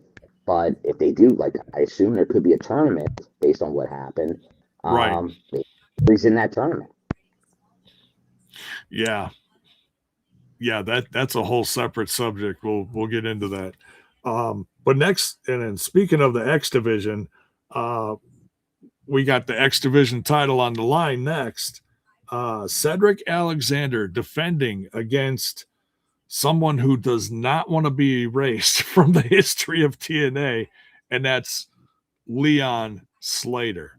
And after the match that Hotch and Allie had, it's like, well, how are they going to top that? Well, these two, they didn't have to top it, but they knocked it out of the park. Yeah. They absolutely had a great match. Yeah, everybody knew they had to get to a level tonight. Yeah. And I think did. I think everybody brought their A game. Well, speaking of A game, we'll get into that. Uh, did you notice any A game talk?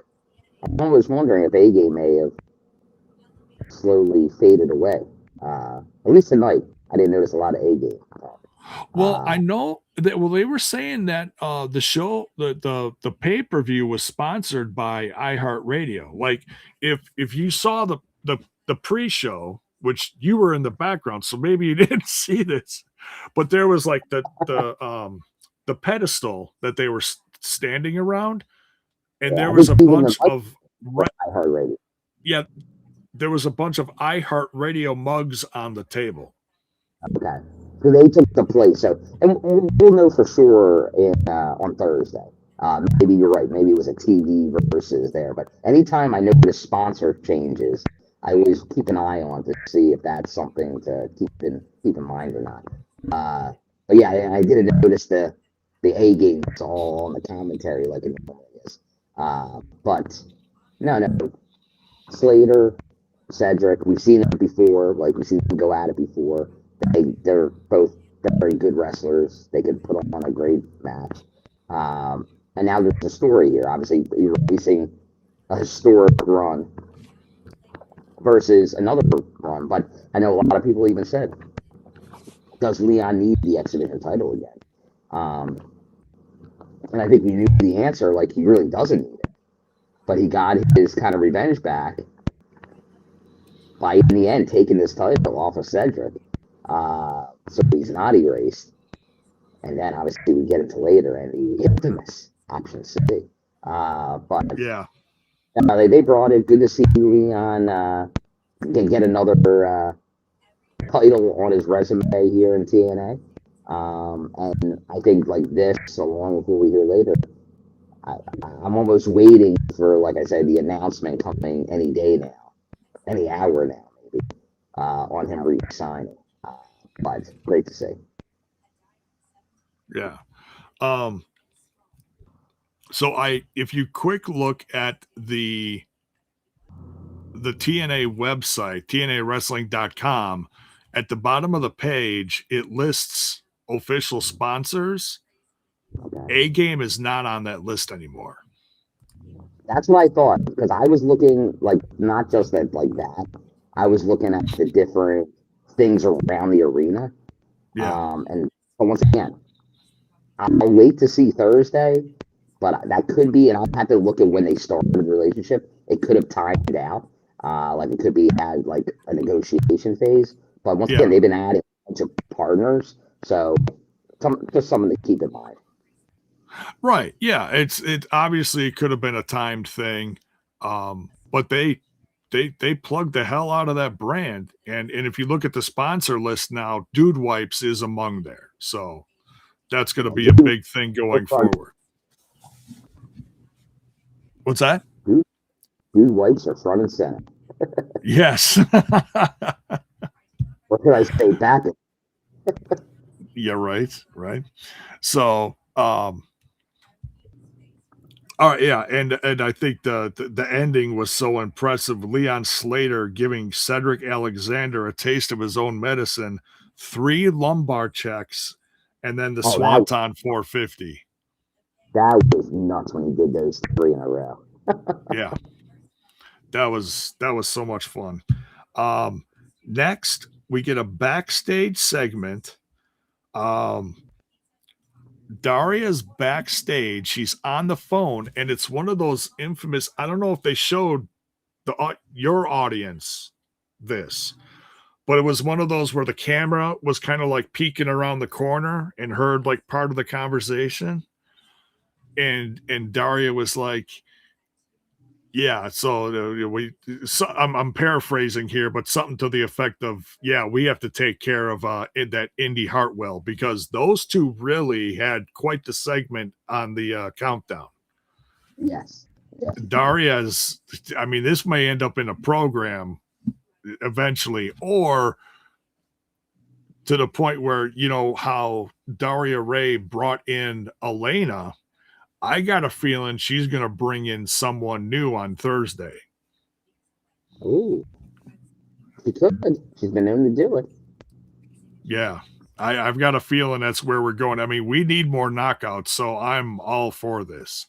And Because obviously, from the town hall we talked about the other day, like Carlos did say, there is some signings that are now. Kiera could have been one of them, but it feels like they were hinting at either somebody from Explosion or somebody we have seen maybe in the last 6 months.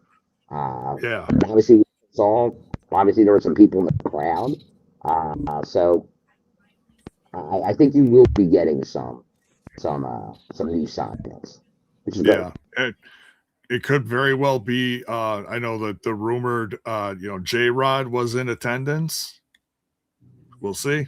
Maybe. I, I'll be Or honest, or another former knockout champion, maybe. Who knows? they're out there. But I think yeah, whoever it is, we're going to have a new rivalry with Indy Hartwell, and I'm all for it. Because Indy Hartwell's really been she's been one of the standouts, and I think she's been proving herself. Yep. So. Oh, speaking of knockouts, I want to switch gears just for a second before I forget. I wanted to ask you how Harley Hudson did at the AAW show last night, briefly. Yeah, she Harley, I thought did a great job, obviously with Maggie Lee, who's their champion. Oh, yeah. I thought they had a very nice match there. Interesting to see, obviously, different versions of some of these TNA performers. But the Harley was her usual self, but like they even aired she cut a promo, like a taped promo, and then for the match. So seeing a little more, because I think we're going to get more of that Harley going forward. Obviously, Daria put the pressure on her on Impact to keep her job, which she did. But now it feels like Harley's going to be in something to prove. And as we've talked about, Harley, who's also very, very young. She's part of this youth movement in TNA. Yes. And I think that you could see a push with her.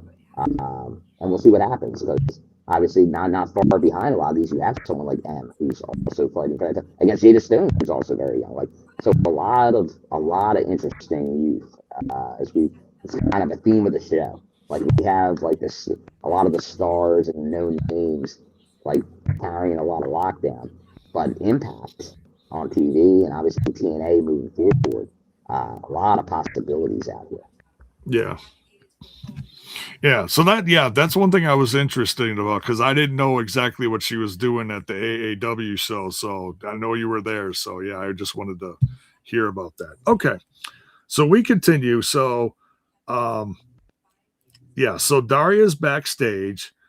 She's gonna bring someone in to deal with Indy Hartwell, and then all of a sudden, the camera moves away from Daria, and Santino is with Elijah. Elijah is attacked at the show, just like Cedric Alexander and just like Moose before. So this is the third attack from a group. Santino asked Elijah, did you see him at all? Did you see anything? He couldn't answer him. We know nothing. We know nothing. Nada. Zero data. Like I said, I thought that's one that might be the biggest mystery in TNA now. Who's back there causing this ruckus? Who? I'm going to do that until we know. Now, if you want to go for maybe the possibility of an easy answer, because we just talked about J-Rod, maybe in the Knockouts division in the near future. The other person we saw, Josh Bishop, could be causing all kinds of ruckus in the back. Ooh. He's the guy that fits ruckus to a T. So I'd be okay with that. But we know there are some agents, like a return of a creepy bastard could be known for doing something like this. That could make sense. Or maybe someone without TNA ties. or like once again right now. I obviously I think that's why you're gonna have to tune in live to Impact on Thursday, Yes. because I think we will get that answer, or we're gonna get a hint that what this answer is. And it's, I mean, put it this way. In this case, I really do think it's a matter of size mattering, because there aren't too many guys that could just take out Moose. Yeah, Now, like it's now, gotta be a bigger fella, if you will. and now, granted, Cedric Alexander, that was interesting, but like Elijah's a big guy. Now, granted, he's not as big as AJ Francis, but pound for pound, Elijah is deceptively strong. He F5'd. I call it the F5. The announcers called it something else. It's not one of his signature moves. He F5'd AJ Francis tonight. So, this has got to be someone of a significant size, not necessarily a giant, but this has got to be a big. I would think it's got to be a bigger guy. This ain't going to be Hornswoggle showing up and just giving everybody low blows. Oh my God, it's Swoggle, that son of a bitch. I don't know. Anyways, all right, we're getting towards the end here. Lethal Lockdown. Bill, this was a blast. I gotta give kudos to our guy, John, Lee, period, Alpha Bravo. When the cage was, before it even came down, I'm pretty sure. I'm like, so you're separating the roof with the weapons from there. He's like, yeah, it's two separate. You know what we're doing? Like, we're doing it right. And I'm like, all right, action. And they did, because obviously they lowered the cage for the beginning of the show. They had the secondary, the roof up there with the weapons. Yes. And obviously, you get into this, they lowered it at the time Lethal Lockdown started, and it was all perfectly done, like seamless. So great job by the ring crew that got that all coordinated. Right. Like, what a production. Like, and that's something we didn't even talk about. Everything about the venue, to the cage, to how they executed everything, all came off very big time.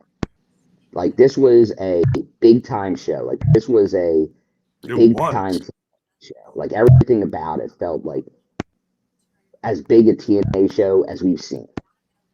And that's, you can't ask for more than that. Like, TNA is like, because remember the criticism at times of not the big leagues.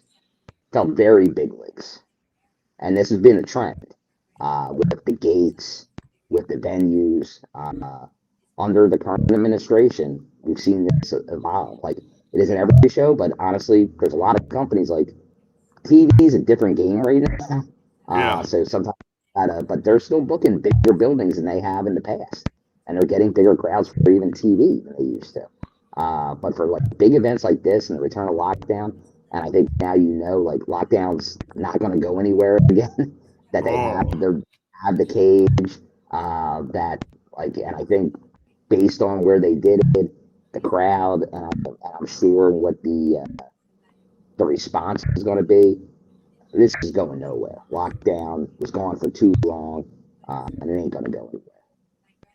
Yeah, and I was going to say, I don't think it's something that necessarily has to happen every year, but it really made a return statement tonight. It really did, Like, it seemed, but I get the reason, because remember, there was a time where there wasn't even a cage match in TNA. Like, they had gotten away from it, and I get it, because, like, for live shows and all, putting a cage together, just like at an indie show, it doesn't make a lot of sense. You almost got to start the show with a cage match and then disassemble it. Or you have to have a long break, like the cinematic universe of matches and all adds options to do that, because it gives you time to set it up for a main event. But it's not conducive. Like, you need these bigger venues to have the cage pre-built and lower. which they do now. So that's added. Like, I think without that, like, Lockdown, you could potentially still do because it's the whole card. But that's why I think, honestly, back in the day, that's why they did Lockdown the way they did, because it's too much of a hassle taking the cage down. Yeah. Yeah, it all went really smooth, and the time in between certain things didn't feel like dragging. You know, No. it all went incredibly well.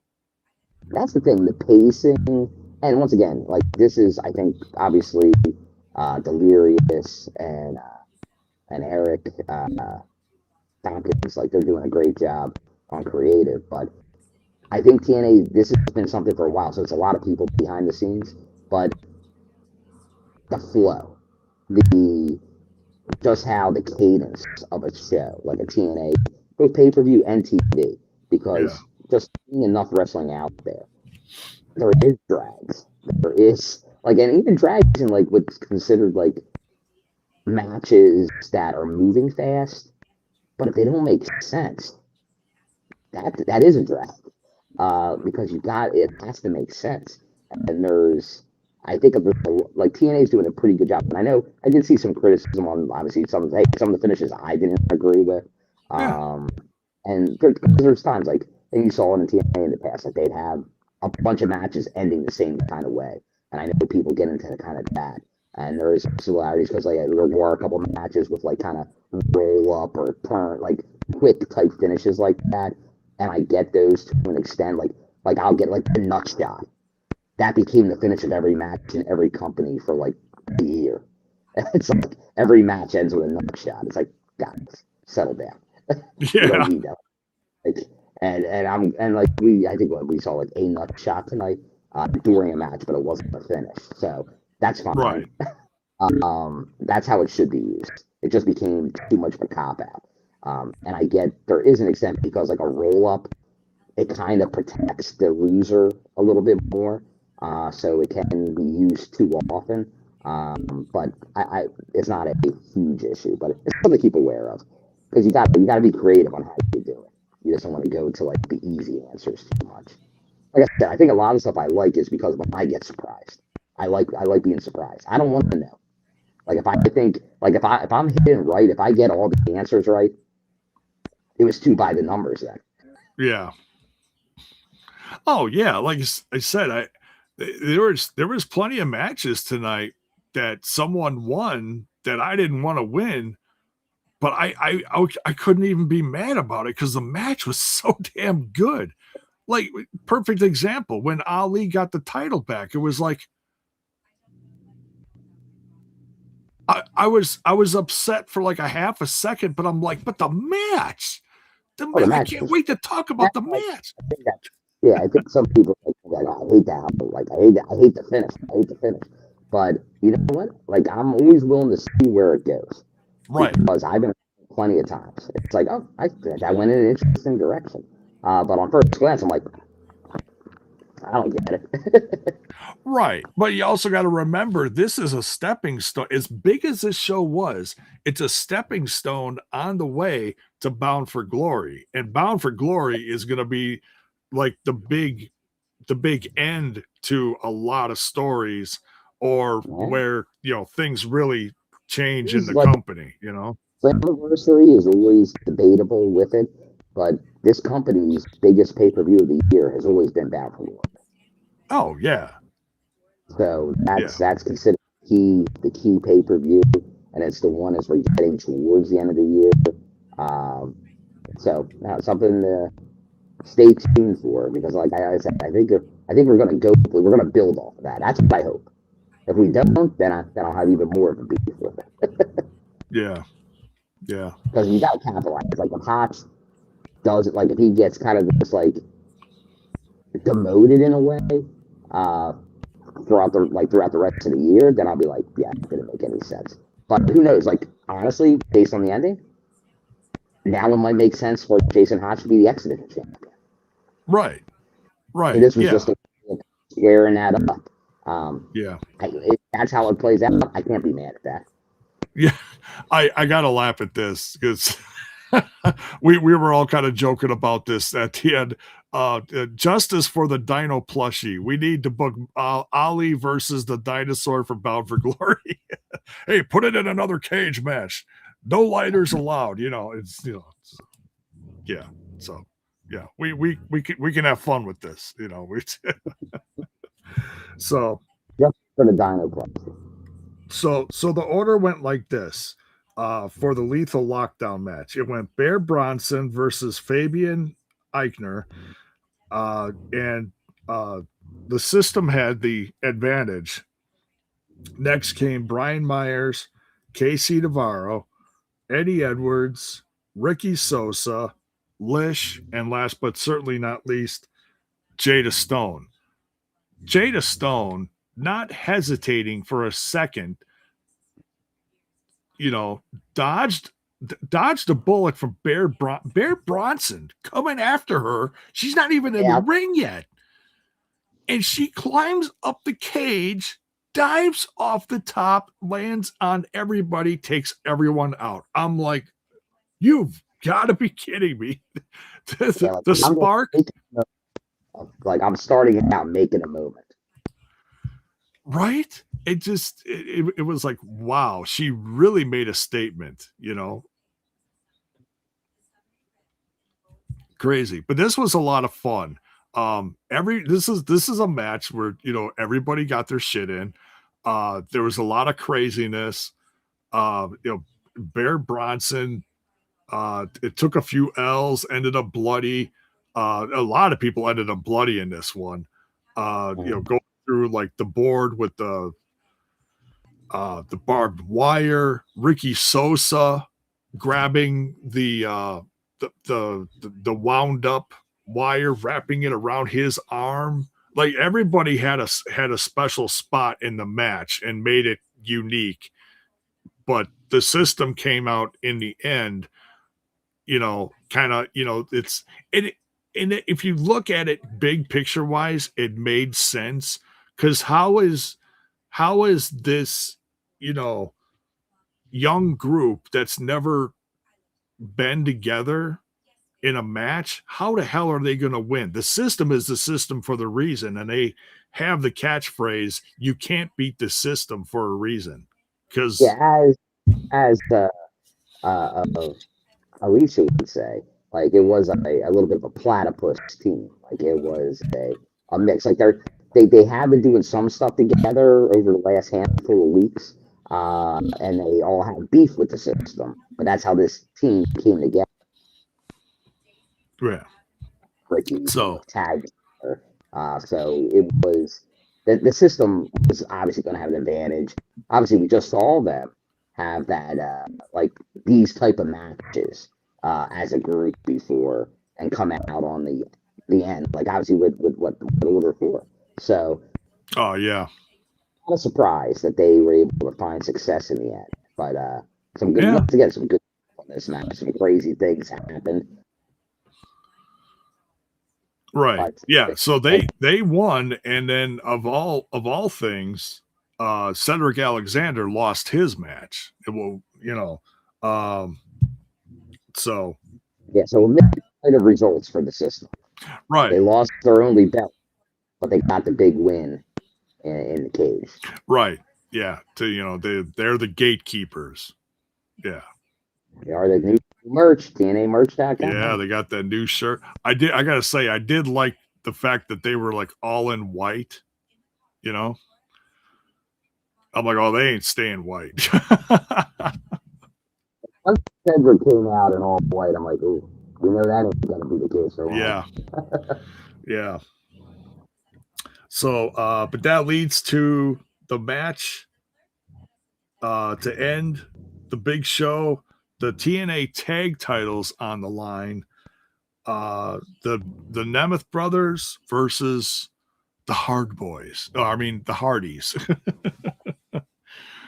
So and probably after everything was said and done, when this match finally came to the end, I was so like my emotions and the oh my gods throughout so many of these matches. I'm like,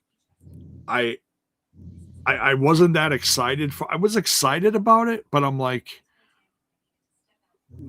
how is this going to top them all? And in a sense, the match didn't necessarily top, but the ending moment was, I think, dropped a lot of jaws. And I think it was to build that moment at the end, because obviously, like, and once again, like, you had the Hardys, you had the Mammoths. We've seen them go at it before.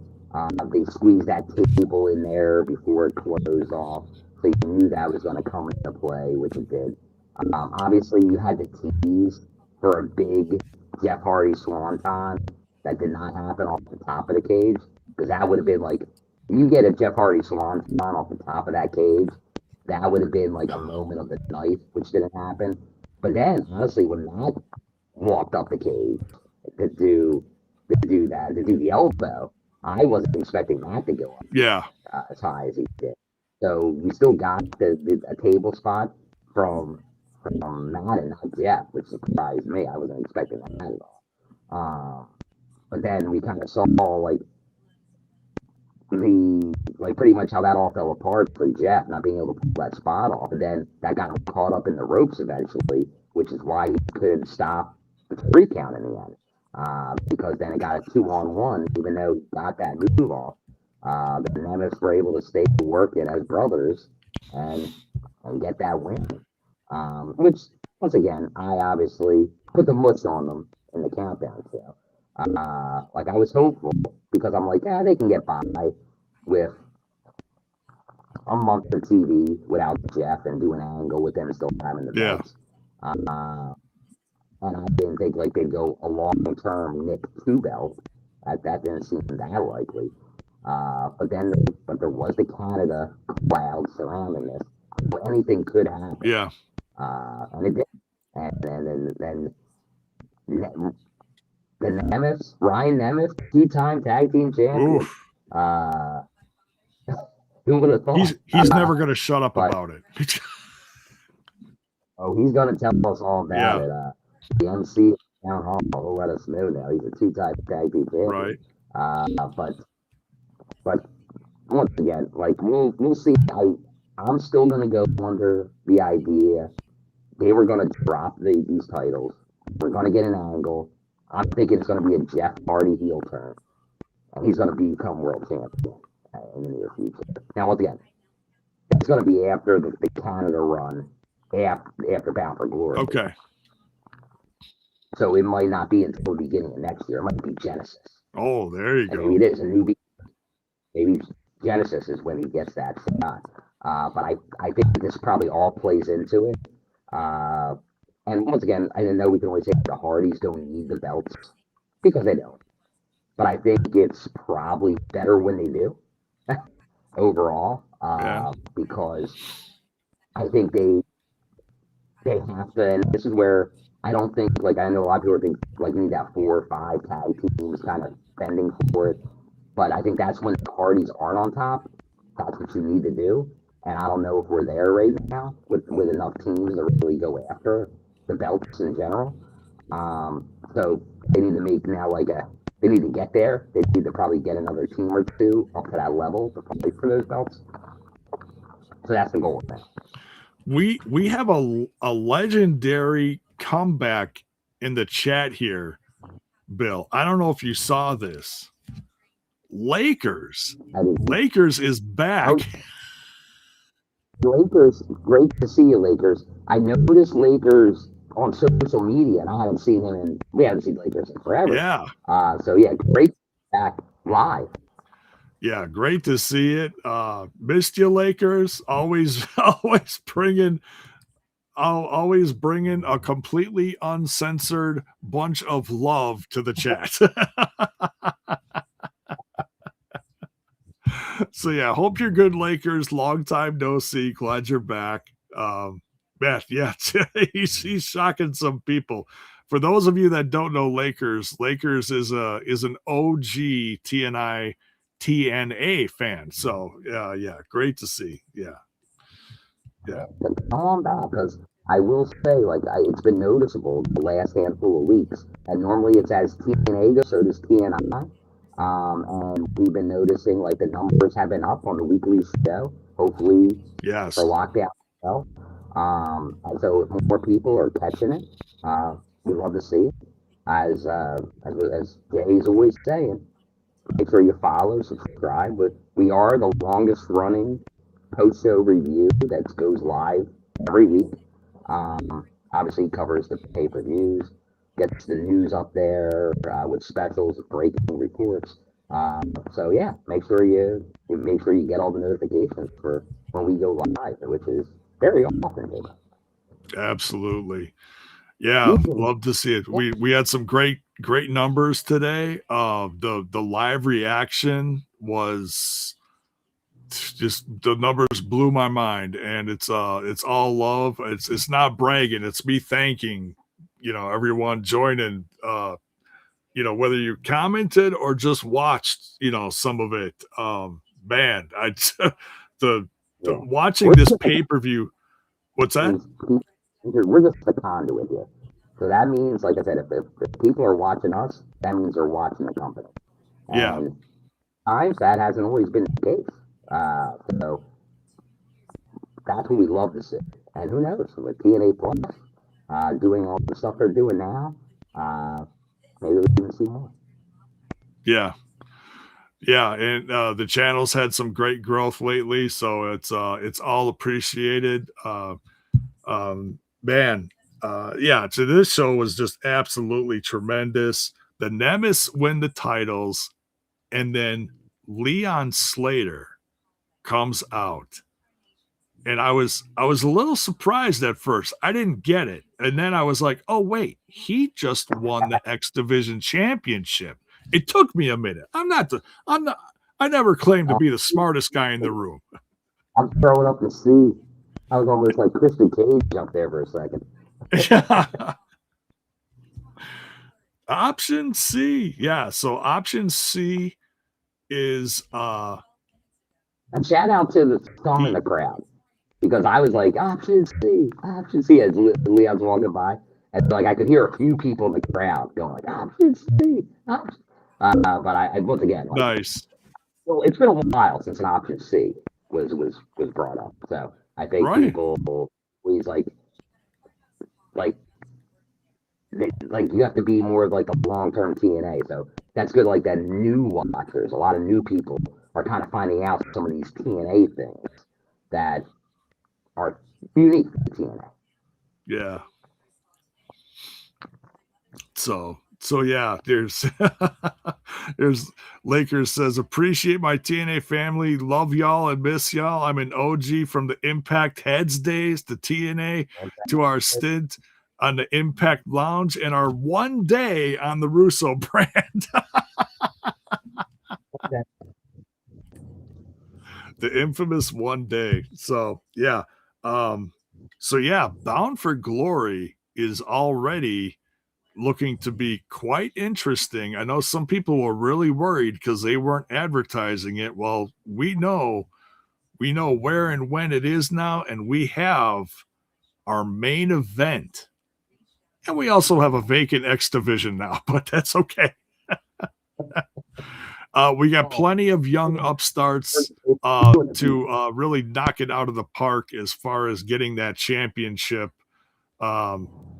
And like I said, I think Thursday we're going to have some more surprises. We'll see, or at least leading up to Bound for Glory, we're going to have some more surprises. So maybe not everything on Thursday, but there's definitely going to be some stuff in the works. Hey, and we're here for it. I know the audio wasn't great for listening to Bill. He's having some Wi-Fi issues, but thank you so much, Bill, for joining us on this, and thank you everyone for tuning in. Between the live reaction was wonderful, and then getting to talk about this, I couldn't wait, Bill. So thanks so much for joining, and and we do this every Thursday. We do the live reaction and then the review following. So we hope you all come back for that. And yeah, you guys know what to do on your way out. Smash that like button, smash that sub button, ring that bell for notifications. Why? So that you know when more of our content hits your screen. Much love, all. We'll see you Thursday.